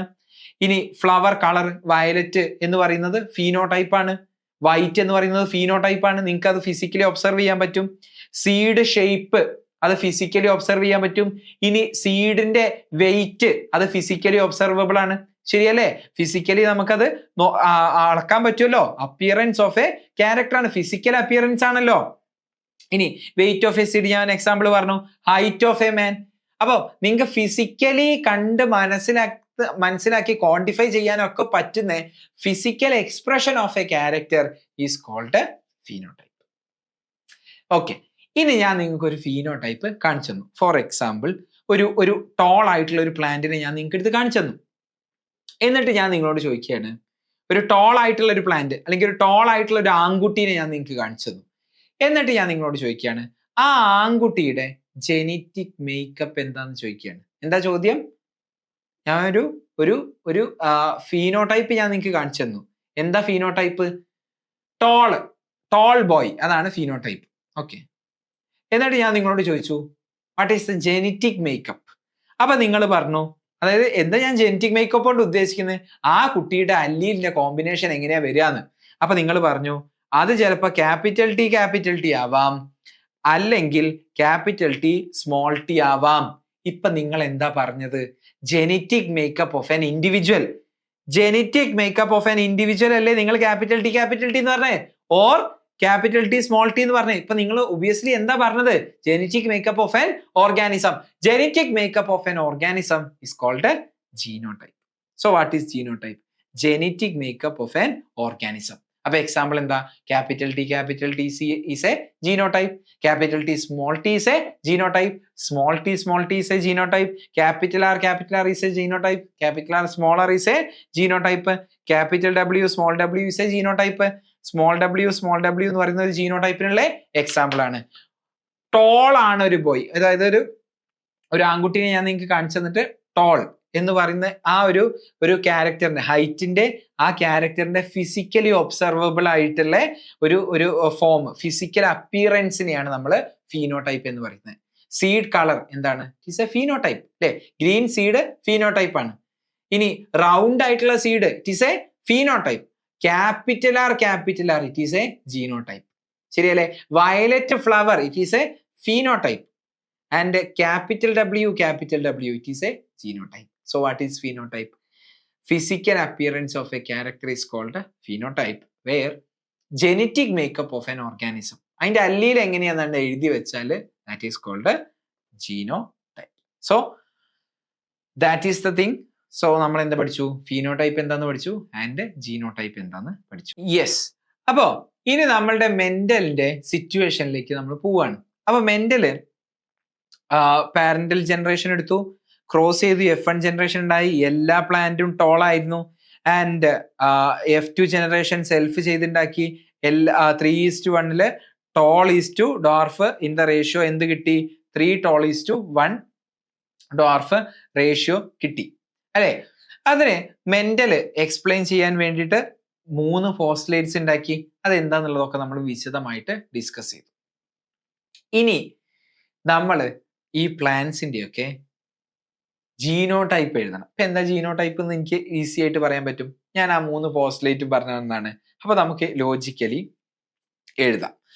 സോ ഞാൻ ഇവിടെ എഴുതാൻ പോകുന്നത് ഈ ടോൾ പ്ലാന്റ് ഇല്ലേ, ഈ ടോൾ പ്ലാന്റിന്റെ ജീനോടൈപ്പ് ആണ് ഞാൻ ഇവിടെ എഴുതാൻ പോകുന്നത്. അപ്പോ ജീനോടൈപ്പ് നിങ്ങൾ പറഞ്ഞോ? അപ്പൊ നിങ്ങൾ പറയും ക്യാപിറ്റൽ ടി ആവാം, അല്ലെങ്കിൽ ക്യാപിറ്റൽ ടി സ്മോൾ ടി ആവാം. കാരണം ക്യാപിറ്റൽ ടി വന്നാൽ അയാള് ടോൾ ആയിരിക്കും. ഇവിടെ ക്യാപിറ്റൽ ടിയും സ്മോൾ ടിയും വന്നാൽ ഇയാൾ ഡോമിനന്റ് ആണ്, ഇയാൾ റെസസീവ് ആണ്. അപ്പൊ ഇയാളുടെ ക്യാരക്ടർ എക്സ്പ്രസ് ചെയ്യൂല. അപ്പം ഈ ആളുടെ ഒരു ഡോമിനന്റ് അല്ലീൽ ഉണ്ടെന്നുണ്ടെങ്കിൽ ആ ആളുടെ ക്യാരക്ടർ മാത്രമല്ലേ എക്സ്പ്രസ് ചെയ്യുള്ളൂ. അപ്പൊ നിങ്ങൾ എനിക്ക് പറഞ്ഞുതരും ക്യാപിറ്റൽ ടി ആവാം, അല്ലെങ്കിൽ ക്യാപിറ്റൽ ടി സ്മോൾ ടി ആവാം. ശരിയല്ലേ? അല്ല, ഇവിടെ നിങ്ങൾക്കൊരു മിസ്റ്റേക്ക് പറ്റാൻ പാടില്ല. എന്താ കാര്യം? ഇവിടെ ഞാൻ പറയാണ് അയാളുടെ ജീനോടൈപ്പ് എന്ന് പറയുന്നത് ക്യാപിറ്റൽ ടി മാത്രമേ ആവുള്ളൂ. നിങ്ങൾ മറന്നുപോയോ? കഴിഞ്ഞ ക്ലാസ്സിൽ നമ്മൾ പ്യുവർ ലൈൻസ് എന്താന്ന് പഠിച്ചത്? 1886 എക്സ്പെരിമെന്റ് സ്റ്റാർട്ട് ചെയ്ത ആദ്യത്തെ 2 വർഷം മെന്റലിന് എന്തായിരുന്നു പണി? 14 പ്യുവർ ബ്രീഡിംഗ് ലൈൻസിന് ഉണ്ടാക്കിയെടുത്തു എന്ന് പറഞ്ഞില്ലേ? എന്താ പ്യുവർ ബ്രീഡിംഗ് ലൈൻസ്? കഴിഞ്ഞ ക്ലാസ്സിൽ നമ്മൾ ഡിസ്കസ് ചെയ്തിട്ടുണ്ട്. എത്ര തവണ സെൽഫ് പോളിനേറ്റ് ചെയ്താലും ഒരേ ക്യാരക്ടർ മാത്രമേ എക്സ്പ്രസ് ചെയ്യാൻ പറ്റുള്ളൂ. ആൻഡ് അയാൾ അങ്ങനെ എക്സ്പ്രസ് ചെയ്യണമെന്നുണ്ടെങ്കിൽ അയാൾ ആരായിരിക്കണം? ഹോമോസൈഗസ് ആയിട്ടുള്ള ആളാവണ്ടേ? ഹോമോസൈഗസ് ആയിട്ടുള്ള ആളായിരിക്കണം. അപ്പൊ ഇയാള് starting with homozygous, pure line ആയതുകൊണ്ടാണ്. ഓക്കെ, ഇനി ക്രോസ്ഡ് വിത്ത് ഡ്വാർഫ് ആയിട്ടുള്ള പ്ലാന്റ്. അപ്പൊ ഡ്വാർഫ് ആയിട്ടുള്ള പ്ലാന്റ് എന്ന് പറഞ്ഞാല് എന്താണ് ക്രോസിങ്? സ്മോൾ ടി അല്ലേ? എങ്കിൽ മാത്രല്ലേ ഡ്വാർഫ് ആവുള്ളൂ. യെസ്, അപ്പൊ ഇത് നമുക്ക് മനസ്സിലായ കാര്യമാണ്. ഇനി അപ്പൊ നമ്മൾ എന്താ മെന്റൽ പറഞ്ഞത്? every character is controlled by discrete units called factors. Factors occur in pair. Okay, ഇനി ഇതാണ് നമ്മളുടെ പാരന്റൽ ജനറേഷൻ. ഈ പാരന്റൽ ജനറേഷനിൽ ഗമീറ്റ് ഉണ്ടാവും അല്ലെ? ഗമീറ്റ് ഫോം ചെയ്യാണ്. അപ്പൊ ഇതാണ് ഗമീറ്റ്സ്. ഗമീറ്റ് ഫോം ചെയ്യുന്ന സമയത്ത് during gamete formation only one factor can enter into a gamete. ശരിയല്ലേ? സെഗ്രിഗേഷൻ അങ്ങനെയാണല്ലോ മെന്റൽ എക്സ്പ്ലെയിൻ ചെയ്യുന്നത്. അപ്പൊ ഈ ഫാക്ടറിൽ ഒന്നെങ്കിൽ ഈ ക്യാപിറ്റൽ ടിക്ക് വരാം, അല്ലെങ്കിൽ ഈ ക്യാപിറ്റൽ ടിക്ക് വരാം. അപ്പൊ എങ്ങനെയാണെന്നുണ്ടെങ്കിലും ക്യാപിറ്റൽ ടി എന്ന് പറഞ്ഞൊരു ഗമീറ്റ് ആണല്ലോ ഉണ്ടാവുക. അപ്പം രണ്ടും ക്യാപിറ്റൽ ടി തന്നെ ഉണ്ടാവുക. സോ ഞാൻ ഒന്നേ എഴുതുന്നുള്ളൂ, ക്യാപിറ്റൽ ടി. ആൻഡ് ഈ ഒരു പാരന്റിൽ നിന്നുണ്ടാവുന്ന ഗമീറ്റ് എന്ന് പറയുന്നത് എന്തായിരിക്കും? സ്മോൾ ടി ആയിരിക്കുമല്ലോ. രണ്ട് പെയർ ആയിട്ടാണ് ഫാക്ടേഴ്സ് ഇരിക്കുന്നത്. അതിൽ ഒരാൾക്ക് മാത്രമേ ഗമീറ്റിലേക്ക് പോവാൻ പറ്റത്തുള്ളൂ. ഇനി ഈ ഗമീറ്റ് ഫ്യൂസ് ചെയ്തിട്ടാണ് F1 ജനറേഷൻ ഉണ്ടായത്. ഇനി ഞാൻ പറഞ്ഞ ജനറേഷൻ ഏതാ? F1 generation. അപ്പൊ capital T small T. Capital T dominant അല്ലീലാണ്, സ്മോൾ ടി റെസസീവ് അല്ലീലാണ്. ഡോമിനന്റ് അല്ലീലാണെന്നുണ്ടെങ്കിൽ ഈ ആൾ എന്ത് മാത്രമായിരിക്കും? ടോൾ ആയിരിക്കൂലേ? അപ്പം 100% ഓഫ് ദ 100% പ്ലാന്റ്സും F1 ജനറേഷനിലുള്ള പ്ലാന്റും ടോൾ ആവാനുള്ള കാരണം എന്താ എന്നുള്ളത് മനസ്സിലായില്ലേ? ഇനി F1 ജനറേഷനെ എങ്ങനെയാണ് F1 ജനറേഷനിൽ നിന്ന് എങ്ങനെയാണ് F2 ജനറേഷൻ ഉണ്ടാക്കിയെടുത്തത്? അത് നമുക്കറിയാം. എങ്ങനെയാണ് ഉണ്ടാക്കിയെടുത്തത്? സെൽഫിങ് വഴിയാണല്ലോ ഉണ്ടാക്കിയെടുത്തത്. It is through selfing. അപ്പൊ എന്താ സെൽഫിങ് എന്ന് പറഞ്ഞാല് ഈ പ്ലാന്റ് F1 പ്ലാന്റിനെ സ്വന്തമായിട്ട് തന്നെ പോളിനേറ്റ് ചെയ്തു. ഇങ്ങനെയല്ലേ അതിന്റെ അർത്ഥം? അപ്പം F1 പ്ലാന്റിനെ സ്വന്തമായിട്ട് പോളിനേറ്റ് ചെയ്താൽ ഇങ്ങനെയാണ് നമുക്ക് കിട്ടുക. ഓക്കെ, ഇനി ഞാൻ ഇവിടെ എഴുതാൻ പോകുന്നത് ഈ പറയുന്ന F1-ൽ നിന്നും വരുന്ന ഗമീറ്റ് ആണ്. അപ്പൊ ഞാൻ ഇവിടെ എഴുതാൻ പോകുന്നത് ഗമീറ്റ്സ് ആണ്. നോക്കെ, അതായത് പെയേഴ്സ് ആയിട്ടായിരിക്കും ഫാക്ടർ ഉണ്ടാവുക. ബട്ട് ഡ്യൂറിങ് ഗമീറ്റ് ഫോർമേഷൻ ഇതിലെ ഏതെങ്കിലും ഒരാൾക്ക് മാത്രമേ ഗമീറ്റിലേക്ക് പോകാൻ പറ്റുള്ളൂ. സോ ക്യാപിറ്റൽ ടിക്ക് വേണമെങ്കിൽ പോവാം. അതുപോലെ വേറെ ഗമീറ്റിലേക്ക് ഒരു ടൈപ്പ് ഗമീറ്റും കൂടെ ഉണ്ടാവും. എന്ത് ടൈപ്പ് ഉണ്ടാവുക? സ്മോൾ ടി ഉണ്ടാവും. ഒരു ഗമീറ്റ് ഫോം ചെയ്യുമ്പം ആ ഗമീറ്റിന്റെ അകത്തേക്ക് ഒരു ഫാക്ടറിനെ പോകാൻ പറ്റും. ക്ലിയർ ആണല്ലോ? അടിപൊളിയായിട്ട് മനസ്സിലായില്ലേ? അതേപോലെ തന്നെയല്ലേ ഈ പാരന്റിൽ നിന്നും ഉണ്ടാവുന്ന ഗമീറ്റ് എന്ന് പറയുന്നത് ക്യാപിറ്റൽ ടി ഉണ്ട് ആൻഡ് സ്മോൾ ടി ഉണ്ട്. അപ്പൊ രണ്ട് ഡിഫറെന്റ് ടൈപ്സ് ഓഫ് ഗമീറ്റ്സ് ഉണ്ടാവും അല്ലേ? ഇനി നമുക്ക് ഇവര് തമ്മിലൊന്ന് ഫെർട്ടിലൈസ് ചെയ്ത് നോക്കിയാൽ, ഫ്യൂസ് ചെയ്താൽ എന്താ സംഭവിക്കുക എന്നുള്ളത് നമുക്ക് നോക്കാം. ക്യാപിറ്റൽ ടിയും ക്യാപിറ്റൽ ടിയും ആണ് ഉണ്ടായ ഗമീറ്റ് എങ്കിൽ ഉണ്ടാവുന്ന കുട്ടി എന്ന് പറയുന്നത് ക്യാപിറ്റൽ ടി അല്ലേ? യെസ്. ഇനി ക്യാപിറ്റൽ ടിയും സ്മോൾ ടിയുമായിട്ടാണ് ഫ്യൂസ് ചെയ്യുന്നുണ്ടെങ്കിൽ ഉണ്ടാവുന്ന കുട്ടി എന്ന് പറയുന്നത് ക്യാപിറ്റൽ ടി സ്മോൾ ടി അല്ലേ? ഇനി ഈ സ്മോൾ ടിയും ഈ ക്യാപിറ്റൽ ടിയും ആണെന്നുണ്ടെങ്കിൽ ക്യാപിറ്റൽ ടി സ്മോൾ ടി തന്നെയല്ലേ ഉണ്ടാവുക? ആൻഡ് ഈ സ്മോൾ ടിയും ആൻഡ് ഇവിടെയുള്ള സ്മോൾ ടിയും ഫ്യൂസ് ചെയ്താൽ ഉണ്ടാവുന്നത് സ്മോൾ ടി അല്ലേ? ഓക്കെ. അപ്പൊ ഇതിന്റെ ജീനോടൈപ്പ് നമ്മൾ എഴുതിയല്ലോ. ക്ലിയർ? അങ്ങനെയാണെങ്കിൽ നോക്ക്, ഇവിടെ ഒരു ഡോമിനന്റ് അല്ലീൽ, രണ്ടും ഡോമിനന്റ് അല്ലീലാണ്. അപ്പൊ ഇയാൾ എന്താണ്? ഇയാള് ഓഫ് കോഴ്സ് ഇയാള് ടോളാണ്. ഇവിടെ അറ്റ്ലീസ്റ്റ് ഒരാള് ഡോമിനന്റ് അല്ലീൽ അല്ലേ വരുന്നത്. ഡോമിനന്റ് അല്ലീൽ വന്നാൽ പിന്നെ ഡോമിനന്റ് ക്യാരക്ടർ അല്ലേ എക്സ്പ്രസ് ചെയ്യുള്ളൂ. എന്താണ്? ടോളാണ്. ശരിയല്ലേ? ഇവിടെ ഡോമിനന്റ് അല്ലീൽ ഒന്നും ഇല്ല. അപ്പൊ പിന്നെ എന്ത് മാത്രമേ എക്സ്പ്രസ് ചെയ്യുള്ളൂ? എന്ത് മാത്രമേ ഉണ്ടാവുള്ളൂ? ഡോർഫ് ആയിട്ടുള്ള ഒരു പ്ലാന്റ് ആയിരിക്കും ആ പ്ലാന്റ്. ക്ലിയർ ആണല്ലോ? അപ്പൊ നോക്ക്, ഇവിടെ നമ്മൾ നോക്കുകയാണെന്നുണ്ടെങ്കിൽ എന്തൊക്കെയാണ് ഫീനോടൈപ്പ് എന്നുള്ളത്. ഫീനോടൈപ്പ് എന്താണ് എന്ന് ചോദിച്ചാല് നമ്മൾ എന്താ പറയാ?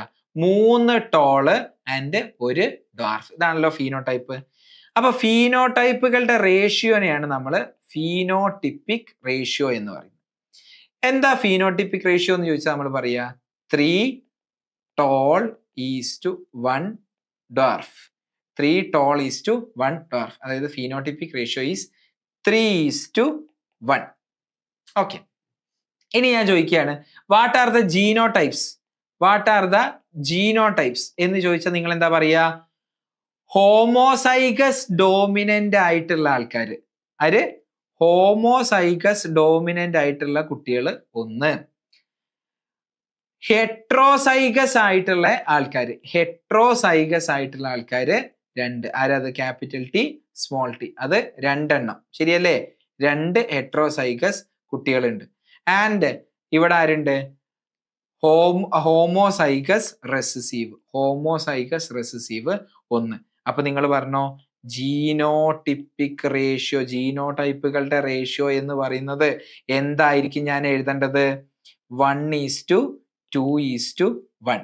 1:2:1. അപ്പൊ ഞാൻ ഇത് ഇമ്പോർട്ടന്റ് ആയിട്ട് എഴുതണ്ടേ? Phenotypic ratio is 3:1, where genotypic ratio is 1:2:1. ഇത് എന്ത് ടൈപ്പ് ജീനോടൈപ്പ് ആണ്? Homozygous dominant. അതായത് ഞാനിവിടെ ഹോമോസൈഗസ് എന്ന് പറയുമ്പോൾ ക്യാപിറ്റൽ ടി ആവാം, സ്മോൾ ടി ആവാം അല്ലേ?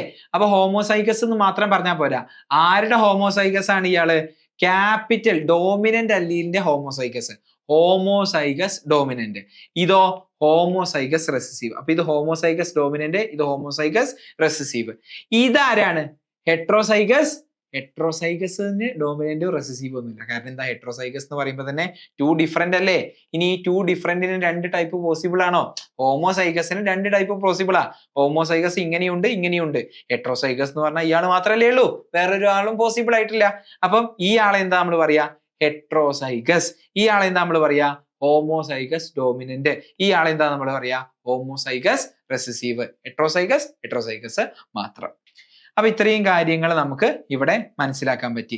ഇതാണ് മെന്റൽ മനസ്സിലാക്കിയ കാര്യങ്ങൾ. അപ്പം നമ്മൾ ഇവിടെ ഒന്ന് വന്നിട്ട് പണ്ട് നമ്മൾ നേരത്തെ തുടങ്ങിയ ചിത്രമല്ലേ, അതിന്റെ ജീനോടൈപ്പ് ഒന്ന് പൂരിപ്പിച്ച് നോക്കുകയാണെങ്കിൽ, ഫില്ല് ചെയ്ത് നോക്കുകയാണെങ്കിൽ ഇവിടെ ക്യാപിറ്റൽ ടി. അതിനുള്ള കാരണം എന്താണെന്ന് നിങ്ങൾ ആലോചിച്ച് നോക്ക്. എന്താ? ഒന്നുമല്ല, പ്യുവർ ലൈൻ ആയതുകൊണ്ടാണ്. ഇനി ഇവിടെയാണെങ്കിലോ സ്മോൾ ടി. കാരണം എന്താ?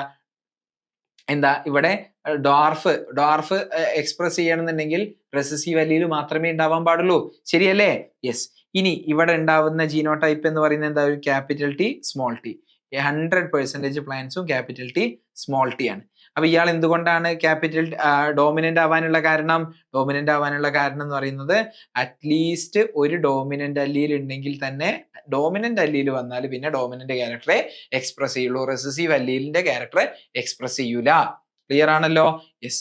ഇനി ഈ പറയുന്ന പോലെയാണെന്നുണ്ടെങ്കിൽ ക്യാപിറ്റൽ ടി ആവുകയാള്, ക്യാപിറ്റൽ ടി സ്മോൾ ടി ആവുകയാള്, ക്യാപിറ്റൽ ടി സ്മോൾ ടി ആവുകയാള്, സ്മോൾ ടി ആയിരിക്കും. ഓക്കെ. ഇനി ഞാൻ ഈ ജീനോടൈപ്പ്, ഈ ടോളിന്റെ ജീനോടൈപ്പ് എഴുതിയല്ലോ. ഒരു ടോൾ എന്ന് പറയുന്ന പ്ലാന്റ്, അതായത് ഫീനോടൈപ്പിന്റെ genotype can be capital T ആവാം, അല്ലെങ്കിൽ ക്യാപിറ്റൽ ടി സ്മോൾ ടി ആവാം. അതെങ്ങനെയാണ് കണ്ടുപിടിക്കുക എന്നുള്ളത് നമ്മൾ അടുത്ത ക്ലാസ്സിൽ പറയും. ഞാൻ ഇപ്പൊ പറഞ്ഞില്ലേ, ഈ ഒരു ടോൾ പ്ലാന്റ് ഞാൻ നിങ്ങൾക്ക് കൊണ്ടുവന്നു, എന്നിട്ട് ഞാൻ നിങ്ങളോട് അതിന്റെ പ്ലാന്റിന്റെ ജീനോടൈപ്പ് എഴുതാൻ പറഞ്ഞു. അപ്പൊ നിങ്ങൾ എന്ത് എഴുതുക? ക്യാപിറ്റൽ ടി എഴുതിയാലും അയാൾ ടോൾ ആവും, ക്യാപിറ്റൽ ടി സ്മോൾ ടി എഴുതിയാലും അയാൾ ടോൾ ആയിരിക്കും. അപ്പം അതെങ്ങനെ കണ്ടുപിടിക്കാം? അതിനാണ് നമ്മൾ ടെസ്റ്റ് ക്രോസ് എന്ന് പറയുന്നത്. അത് നമുക്ക് അടുത്തൊരു വീഡിയോയിലൂടെ ഡിസ്കസ് ചെയ്യുന്നതാണ്. അപ്പൊ ഇത്രയും കാര്യങ്ങളാണ് ഇന്ന് നമുക്ക് മനസ്സിലാക്കാനുള്ളത്. സോ മോണോ ഹൈബ്രിഡ് ക്രോസിന്റെ phenotypic ratio is 3:1, 3 tall is to 1 dwarf, and mono hybrid crossന്റെ genotypic ratio is 1:2:1, 1 homozygous dominant, 2 heterozygous, and 1 homozygous recessive. That's it. ഇനി നമ്മൾ ഇപ്പം ജീനോട്ടിപ്പിക് റേഷ്യോ കണ്ടു അല്ലേ? എന്താ ജീനോട്ടിപ്പിക് റേഷ്യോ നമ്മൾ കണ്ടത്? ജീനോട്ടിപ്പിക് റേഷ്യോ എന്താ കണ്ടത്? 1 capital T is to 2 capital T small T is to 1 small T. ഇതാണല്ലോ നമ്മൾ കണ്ട ജീനോട്ടിപ്പിക് റേഷ്യോ. ഈ ജീനോട്ടിപ്പിക് റേഷ്യോ, അതായത് 4 ടൈപ്പ് കുട്ടികളല്ലേ ഉണ്ടായത്? അതായത് ഈ റേഷ്യോ 1:2:1 ടോട്ടൽ എന്ന് പറയുന്നത് 4 ആണ് അല്ലേ? അതിനെ ഞാൻ ഈ ഒരു ഫോമിലേക്ക് മാറ്റി എഴുതുന്നതിന് കുഴപ്പമുണ്ടോ നോക്ക്. ഔട്ട് ഓഫ് 4 ആൾക്കാര് 1 ഈസ് ക്യാപിറ്റൽ ടി. അതായത് ഈ ഉണ്ടായ 4 ആൾക്കാരില്ലേ, ഈ ഉണ്ടായ 4 ആൾക്കാരല്ലടാ, അതിൽ ഔട്ട് ഓഫ് 4 ആൾക്കാര് 1 ഈസ് ക്യാപിറ്റൽ ടി, 2 ആൾക്കാർ ക്യാപിറ്റൽ ടി സ്മോൾ ടി ആണ്, ഒരാള് സ്മോൾ ടി ആണ്. അതങ്ങനെയല്ലേ നമ്മൾ ഈ റേഷ്യോ എഴുതിയേ? അതിനെ ഞാൻ വേറൊരു രീതിയിലേക്ക് മാറ്റി എഴുതിയെന്നേ ഉള്ളൂ. എങ്ങനെ? 1/4 is capital T plus 2 out of 4 is capital T small T plus 1 out of 4 is small T. ശരിയല്ലേ? ഇനി നിങ്ങൾ പണ്ട് മാത്സിൽ പഠിച്ചിട്ടുണ്ട് a+b² ഈക്വൽ ടു എന്താണ്? a² plus 2ab plus b² എന്ന് നിങ്ങൾ പഠിച്ചിട്ടില്ലേ? എടാ, ഈ ഫോമിനെ ഈ പറയുന്ന ഫോമിലല്ലേ ഇപ്പൊ നമ്മൾ എഴുതിയ ആളുള്ളത്? അതിനെ ഞാൻ ഇങ്ങനെ കണ്ടൻസ് ചെയ്യാൻ പോവാണ്. അതായത് ഇങ്ങനെയുള്ള a² plus 2ab plus b² എന്ന് പറഞ്ഞ ഫോമിലുള്ള ആളെ ഞാൻ a+b² ആയിട്ട് കണ്ടൻസ് ചെയ്യാൻ പോവാണ്. അപ്പൊ ഞാൻ എന്താ എഴുതണ്ടേ? നമുക്ക് ഈ ആൾ എന്ത് ഫോമിലാണ് ഉള്ളത്? ഞാൻ പറഞ്ഞു എന്ത് ഫോമിലാണ് ഉള്ളത്. ഈ ആളുള്ളത് ഇപ്പൊ ഈ ഫോമിലാണ് ഉള്ളത്. ഓക്കെ, അതിന് ഞാൻ a+b² എന്ന് എഴുതുകയാണെന്നുണ്ടെങ്കിൽ എങ്ങനെയാ എഴുതുക എന്ന് നിങ്ങളൊന്ന് നോക്കണം. എന്താ a+b നോക്ക്, 1/2t plus 1/2 small T the whole square. ഈ ഒരു ഫോമിൽ എനിക്ക് ഈ ആളെ എഴുതാൻ പറ്റും. ഈ ആളെ എനിക്ക് വേണമെങ്കിൽ ഇങ്ങനെ കണ്ടൻസ് ചെയ്യാൻ പറ്റും. ശരിയല്ലേ? ഈ കണ്ടൻസ് ചെയ്തതൊന്ന് ശരിയല്ലേ എന്ന് നോക്കുകയാണെന്നുണ്ടെങ്കിൽ ഞാൻ നോക്കി തരാം. എന്താ ഇത് എന്തിന് ഇക്വലന്റ് ആണ്? 1/2² ടി സ്ക്വയറിനെയാണ് ടി എന്ന് എഴുതുന്നത് പ്ലസ് 2 ഇൻറ്റു എ. ഇതല്ലേ A? 2 into A into B. A into B എന്ന് പറഞ്ഞാൽ എന്താ? ഇൻറ്റു എ എന്ന് പറയുന്നത് into 2 into 1/2t into 1/2 small T plus 1/4 അല്ലെ? 2² ടി സ്ക്വയർ എന്ന് പറഞ്ഞാൽ സ്മോൾ ടി. ശരിയല്ലേ? അതിന്റെ അർത്ഥം എന്താ? 1/4tt plus 2/4tt plus 1/4tt. ഇത് തന്നെയല്ലേ നമ്മൾ ഇവിടെ എഴുതിയത്? ഇതിനെ ഇതിലേക്ക് ഒരു കണ്ടൻസ് ചെയ്ത് ax plus BY the whole square എന്ന് പറഞ്ഞ ഫോമിലേക്ക് മാറ്റി എഴുതാം ഇതിന്റെ ജീനോട്ടിപ്പിക് റേഷ്യോ എന്നാണ് ഞാൻ ഈ പറഞ്ഞതിന്റെ അർത്ഥം. ക്ലിയർ ആണല്ലോ? ക്രിസ്റ്റൽ ക്ലിയർ ആയിട്ട് മനസ്സിലായില്ലേ കാര്യം? ജസ്റ്റ് ഒന്ന് പറഞ്ഞു എന്നേ ഉള്ളൂ. NCERT-യിൽ ഇത് കുറച്ച് കോംപ്ലിക്കേറ്റഡ് ആയിട്ടാണ് കിടക്കുന്നത്. അപ്പൊ ഈസി ആയിട്ട് തന്നെ നിങ്ങൾക്ക് മനസ്സിലായി. ഇനി നമ്മൾ മെന്റലിന്റെ ക്രോസ് കണ്ടു. മെന്റലിന്റെ ക്രോസിൽ ഞാൻ 4 പോസ്റ്റ്ലേറ്റ്സ് പറഞ്ഞിട്ടുണ്ടായിരുന്നു. അത് പിന്നീട് അറിയപ്പെട്ടത് മെന്റലിയൻ ലോസ് എന്നാണ്. ഫണ്ടമെന്റൽ ജെനറ്റിക്സിലെ ഫണ്ടമെന്റൽ ലോസ് ആണ്. അപ്പൊ ആദ്യത്തെ 3 ലോസ് ആണ് ആകെ ഉള്ളത്. Law of dominance, law of segregation and law of independent assortment. ഇതാണ് ഇൻഹെറിറ്റൻസിന്റെ 3 ലോ മെന്റൽ പ്രപ്പോസ് ചെയ്തത്. സോ നമ്മളത് ഓൾറെഡി പറഞ്ഞു കഴിഞ്ഞു അല്ലേ? ആ പോസ്റ്റുലേറ്റ്സ് ഒക്കെ 2 ലോ ആയിട്ടാണ് അറിയപ്പെടുന്നത്. അപ്പൊ അത് എന്താന്നുള്ളതും കൂടി നമ്മളൊന്ന് ഡിസ്കസ് ചെയ്യാം. So the first law is called law of dominance. Law of dominance പറയുന്നത് നമ്മുടെ ആദ്യത്തെ 3 പോസ്റ്റുലേറ്റ്സ് ആണ്. എന്താ ആദ്യത്തെ 3 പോസ്റ്റുലേറ്റ്സ്? ഫാക്ടേഴ്സ് ആണ് എല്ലാ ക്യാരക്ടേഴ്സും കൺട്രോൾ ചെയ്യുന്നത്. Characters are controlled by discrete units called factors. Factors occur in pair. Factor occur in pair. പിന്നെന്താ മൂന്നാമത്തെ പോസ്റ്റുലേറ്റ് ഉണ്ടായിരുന്നേ? രണ്ട് ഡിഫറെന്റ് ഫാക്ടർ ആണ് ഒരു പെയറിൽ വരുന്നത് എങ്കിൽ അതിൽ ഒരാൾ മാത്രമല്ലേ ഡോമിനേറ്റ് ചെയ്യുള്ളൂ, ഒരാൾ മാത്രമല്ലേ എക്സ്പ്രസ് ചെയ്യുള്ളൂ. അതിലല്ലേ നമ്മൾ ഡോമിനന്റ് അല്ലീൽ എന്ന് വിളിച്ചത്, മറ്റേ അല്ലീൽ നമ്മൾ റെസസീവ് അല്ലീൽ എന്ന് വിളിച്ചു. In a dissimilar pair of factor one member of the pair dominates over the other one. So the dominant അല്ലീലും ഉണ്ട് ആൻഡ് റെസസീവ് അല്ലീലും ഉണ്ട്. ക്ലിയർ ആണല്ലോ? യെസ്. ഇനി എങ്ങനെയാണ് നമുക്ക് ഈ ലോ ഓഫ് ഡോമിനൻസ് നമ്മൾ എവിടെയാണ് അപ്ലൈ ചെയ്തത്? ലോ ഓഫ് ഡോമിനൻസ് അപ്ലൈ ചെയ്തത് F1 ജനറേഷനിൽ ബ്ലെൻഡിങ് കാണാൻ സാധിച്ചിട്ടില്ല, ശരിയല്ലേ? F1 ജനറേഷനിൽ ബ്ലെൻഡ് ആവാതിരിക്കാനുള്ള കാരണം എന്ന് പറയുന്നത് ലോ ഓഫ് ഡോമിനൻസ് ആണ്. 2 ഡിസിമിലർ അല്ലീൽ ഉണ്ടാവുമ്പോൾ ഒരു അല്ലീലിന്റെ ക്യാരക്ടർ മാത്രമേ കാണിക്കുള്ളൂ, അവര് ബ്ലെൻഡ് ആവുന്നില്ല. ആൻഡ് ഇവിടെ 3:1 എന്ന് പറയുന്ന ഒരു റേഷ്യോ വന്നില്ലേ, 3 tall is to 1 dwarf. അവിടെയൊക്കെ ഈ ലോ ഓഫ് ഡോമിനൻസിന് അതും എക്സ്പ്ലെയിൻ ചെയ്യാൻ സാധിക്കും എന്നാണ് ഇവിടെ പറയുന്നത്. Law of dominance is used to explain the expression of only one of the parental character in F1 generation. F1 ജനറേഷനിൽ ഒരു പാരന്റിന്റെ മാത്രം ക്യാരക്ടർ മാത്രമേ എക്സ്പ്രസ് ചെയ്തുള്ളൂ നമ്മൾ പറഞ്ഞു. അത് it can be explained by law of dominance. ഇനി അത് മാത്രമല്ല, it also explains the proportion 3:1. F2 ജനറേഷനിലെ 3:1 റേഷ്യോയും ഇത് വെച്ച് എക്സ്പ്ലെയിൻ ചെയ്യാം എന്നും പറയാം. ഇനി അടുത്ത ലോ എന്ന് പറയുന്നത് ലോ ഓഫ് സെഗ്രിഗേഷൻ ആണ്. നമ്മുടെ 4ാമത്തെ പോസ്റ്റുലേറ്റ്. എന്താ 4ാമത്തെ പോസ്റ്റുലേറ്റ് എന്ന് പറയുന്നത്? ഡ്യൂറിങ് ഗമീറ്റ് ഫോർമേഷൻ ഒരു ഫാക്ടറിന് മാത്രമേ ഗമീറ്റിലേക്ക് പോകാൻ പറ്റത്തുള്ളൂ. അപ്പം അതിന് എന്താ പറയുന്നത് നോക്കാം.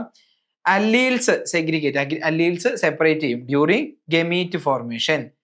ഒരു ഗമീറ്റിന് ഒരു ഫാക്ടറേ കിട്ടുള്ളൂ. Each gamete receiving 1 allele. നമ്മളുടെ ഫാക്ടർ എന്ന് പറഞ്ഞാൽ അല്ലീല്, ശരിയല്ലേ? അപ്പൊ ലോ ഓഫ് സെഗ്രിഗേഷൻ എന്താണ് എക്സ്പ്ലെയിൻ ചെയ്യുന്നത്? അതായത് F1 ജനറേഷനില് ആരും എന്തായിട്ടില്ല, ഡോർഫ് ആയിട്ടില്ല. പക്ഷെ ഈ പറയുന്ന ഡോർഫ് എന്ന് പറയുന്ന ക്യാരക്ടറിനെ കൺട്രോൾ ചെയ്യുന്ന ഫാക്ടേഴ്സ് എവിടെ ഉണ്ട്? ഈ ഒരു ജനറേഷനിലും ഉണ്ട്. അവര് ബ്ലെൻഡ് ചെയ്തിട്ടില്ല, അവര് തമ്മിൽ ഫ്യൂസ് ചെയ്തിട്ടില്ല, ബ്ലെൻഡ് ചെയ്തിട്ടില്ല, അത് ഡിസ്ട്രോയിഡ് ആയിട്ടില്ല. അങ്ങനെ ഡിസ്ട്രോയിഡ് ആവാതെ തന്നെ സെപ്പറേറ്റ് യൂണിറ്റുകൾ അടുത്ത ജനറേഷൻ ഉണ്ടാവാൻ വേണ്ടി ഗമീറ്റ് ഫോം ചെയ്ത സമയത്ത് വീണ്ടും ഡിസ്ട്രോയിഡ് ആവാതെ തന്നെ കൂടിച്ചേർന്ന് അടുത്ത തലമുറ ഉണ്ടായി. അടുത്ത തലമുറയിൽ വീണ്ടും റീഅപ്പിയറൻസ് ഓഫ് ഡോർഫ് നമ്മൾ കണ്ടു. ഇറല്ലേ? അപ്പൊ നോക്ക്, ഇവിടെ ബ്ലെൻഡ് ചെയ്തിട്ടില്ല എന്നുള്ളത് എക്സ്പ്ലെയിൻ ചെയ്യുന്നത് സെഗ്രിഗേഷനും കൂടിയല്ലേ, ലോ ഓഫ് സെഗ്രിഗേഷൻ അല്ലേ? ഇനി reappearance of dwarf in F2 ആരാണ് എക്സ്പ്ലെയിൻ ചെയ്യുന്നത്? അതായത് നോക്ക്, ഈ ആളുടെ ക്യാരക്ടർ ഇങ്ങോട്ടേക്ക് ഇറങ്ങി വന്നു without any blending, without any destruction. അതുപോലെ പ്രിസേർവ് ചെയ്തുകൊണ്ട് F2 ജനറേഷനിലേക്കും എത്തിയത് കൊണ്ടാണല്ലോ എന്തുണ്ടായത്? ഈ പറയുന്ന ഡോർഫ് റീഅപ്പിയർ ചെയ്തത്. അപ്പൊ ആ reappearance of dwarf in the F2 generation എന്ത് വെച്ചിട്ടാണ് എക്സ്പ്ലെയിൻ ചെയ്യുന്നത്? നമ്മളുടെ ലോ ഓഫ് സെഗ്രിഗേഷൻ വെച്ചിട്ടാണ് എക്സ്പ്ലെയിൻ ചെയ്യുന്നത്. അപ്പം ഇവിടെ ഒരു ഡാർഫ് കിട്ടി എന്നുള്ള അർത്ഥത്തിൽ ഈ റേഷ്യോ 3:1 എന്ന് പറയുന്ന റേഷ്യോയില് ആ ഡോർഫ് കിട്ടി എന്നുള്ള അർത്ഥത്തിൽ 3:1 റേഷ്യോ എന്തും കൂടെ എക്സ്പ്ലെയിൻ ചെയ്യുന്നുണ്ട് എന്ന് പറയാൻ പറ്റും. Explained by law of segregation. എന്താ ലോ ഓഫ് സെഗ്രിഗേഷൻ എന്ന് പറഞ്ഞാല് ആ ലോ ഓഫ് സെഗ്രിഗേഷനും ഈ പോസ്റ്റ്ലേറ്റ്സ് എല്ലാം കൂട്ടി വായിക്കുകയാണെന്നുണ്ടെങ്കിൽ നമ്മളുടെ എല്ലാ ക്യാരക്ടേഴ്സും are controlled by discrete unit called factors. Factor occur in pair. Dissimilar pair വരുമ്പം ഒരാൾ മാത്രമേ എക്സ്പ്രസ് ചെയ്യുള്ളൂ. That pair is called dominant allele. The other one is called a recessive allele. And during gamete formation ഒരാൾക്ക് മാത്രമേ ഗമീറ്റിലേക്ക് പോകാൻ പറ്റുള്ളൂ. ശരിയല്ലേ? അപ്പം ഈ ലോ ഓഫ് സെഗ്രിഗേഷൻ വെച്ചിട്ടാണ് F2 റീഅപ്പിയറൻസ് ഓഫ് ഡ്വാർഫ് അല്ലെങ്കിൽ 3:1 റേഷ്യോ F2 വരാൻ കാരണം എക്സ്പ്ലെയിൻ ചെയ്തത് ലോ ഓഫ് സെഗ്രിഗേഷൻ ആണ്. ആൻഡ് അല്ലീൽസ് ബ്ലെൻഡ് ചെയ്യില്ല എന്നുള്ളത് സെഗ്രിഗേഷൻ എക്സ്പ്ലെയിൻ ചെയ്യുന്നുണ്ട് അല്ലേ? അല്ലീൽസ് ഡു നോട്ട് ബ്ലെൻഡ് എന്നുള്ളത് സെഗ്രിഗേഷൻ വെച്ച് നമുക്ക് സ്ഥാപിക്കാൻ പറ്റും. And both traits reappear unchanged in F2 അത് റീഅപ്പിയർ ചെയ്യുന്നുണ്ട്. അതായത് ഡ്വാർഫ് എന്ന് പറയുന്ന പാരന്റിന്റെ ക്യാരക്ടേഴ്സിനെ കൺട്രോൾ ചെയ്യുന്ന ഫാക്ടേഴ്സിനെ അതുപോലെ പ്രിസർവ് ചെയ്തിട്ട് ഇങ്ങോട്ടേക്ക് F2 ജനറേഷനിലേക്ക് എത്തുന്നുണ്ട് എന്ന് പറയുന്നത് ലോ ഓഫ് സെഗ്രിഗേഷൻ അല്ലേ? ആ purity of dwarf character is maintained എന്ന് പറയുന്നത് ലോ ഓഫ് സെഗ്രിഗേഷൻ അല്ലേ? So this law of segregation is also called law of purity. Law of purity law എന്നും ഈ ലോ അറിയപ്പെടാറുണ്ട്. സോ ഈ ഒരു ക്ലാസ്സിലൂടെ നമ്മൾ ഡിസ്കസ് ചെയ്തത് മെന്റലിന്റെ മോണോ ഹൈബ്രിഡ് ക്രോസ് ആണ്. അതിലുള്ള എല്ലാ ബേസിക് കോൺസെപ്റ്റുകളും നമ്മൾ അടിപൊളിയായിട്ട് മനസ്സിലാക്കി. ഇനി അടുത്ത ക്ലാസ്സിൽ നമുക്ക് ഇതിന്റെ കണ്ടിന്യൂഷൻ ആയിട്ട് നമുക്ക് അടുത്ത ക്ലാസ്സിൽ കാണാം. അപ്പൊ ഇന്നത്തെ വീഡിയോ ഒക്കെ നിങ്ങൾക്ക് അടിപൊളിയായിട്ട് മനസ്സിലായിട്ടുണ്ടെന്നുണ്ടെങ്കിൽ നിങ്ങൾ ഈ വീഡിയോ ഒന്ന് ലൈക്ക് ചെയ്യുക. നോട്ട്സ് എല്ലാം പ്രോപ്പർ ആയിട്ട് തന്നെ എഴുതി എടുത്തുകൊണ്ട് തന്നെ പോവുക. NCERT ഓർഡറിലല്ല നമ്മൾ ക്ലാസ് ഡിസൈൻ ചെയ്തിട്ടുള്ളത്. അതുകൊണ്ട് തന്നെ പ്രോപ്പർ ആയിട്ടുള്ള ഒരു നോട്ട് ടേക്കിംഗ് നമ്മൾ ഈ വീഡിയോയിൽ അല്ലെങ്കിൽ ഈ ഒരു ക്ലാസ്സിൽ അറ്റ്ലീസ്റ്റ് ജെനറ്റിക്സിൽ നമുക്ക് ആവശ്യം വരും. സോ നോട്ടൊക്കെ പ്രോപ്പറായി എഴുതിയെടുത്തുകൊണ്ട് നമ്മൾ A to Z കാര്യങ്ങൾ ഈ ചാപ്റ്ററിനെ കുറിച്ച് പഠിക്കുന്നതാണ്. അപ്പോൾ ഈ വീഡിയോ നിങ്ങൾക്ക് ഇഷ്ടപ്പെട്ടിട്ടുണ്ടെന്നുണ്ടെങ്കിൽ തീർച്ചയായിട്ടും ലൈക്ക് ചെയ്യുക. ആൻഡ് എന്തെങ്കിലും സംശയം ഉണ്ടെന്നുണ്ടെങ്കിൽ നിങ്ങൾക്ക് കമന്റ് ബോക്സിലൂടെ എന്നോട് ചോദിക്കാവുന്നതാണ്. ആൻഡ് നിങ്ങൾക്ക് ഗുണപ്രദമാണ് എന്ന് തോന്നുന്ന ഫ്രണ്ട്സിനും നിങ്ങൾക്ക് ഈ വീഡിയോ ഒന്ന് ഷെയർ ചെയ്ത് കൊടുക്കാവുന്നതാണ്. സോ അടുത്ത ക്ലാസ്സിൽ നമുക്ക് വീണ്ടും കാണാം. Thanks for watching.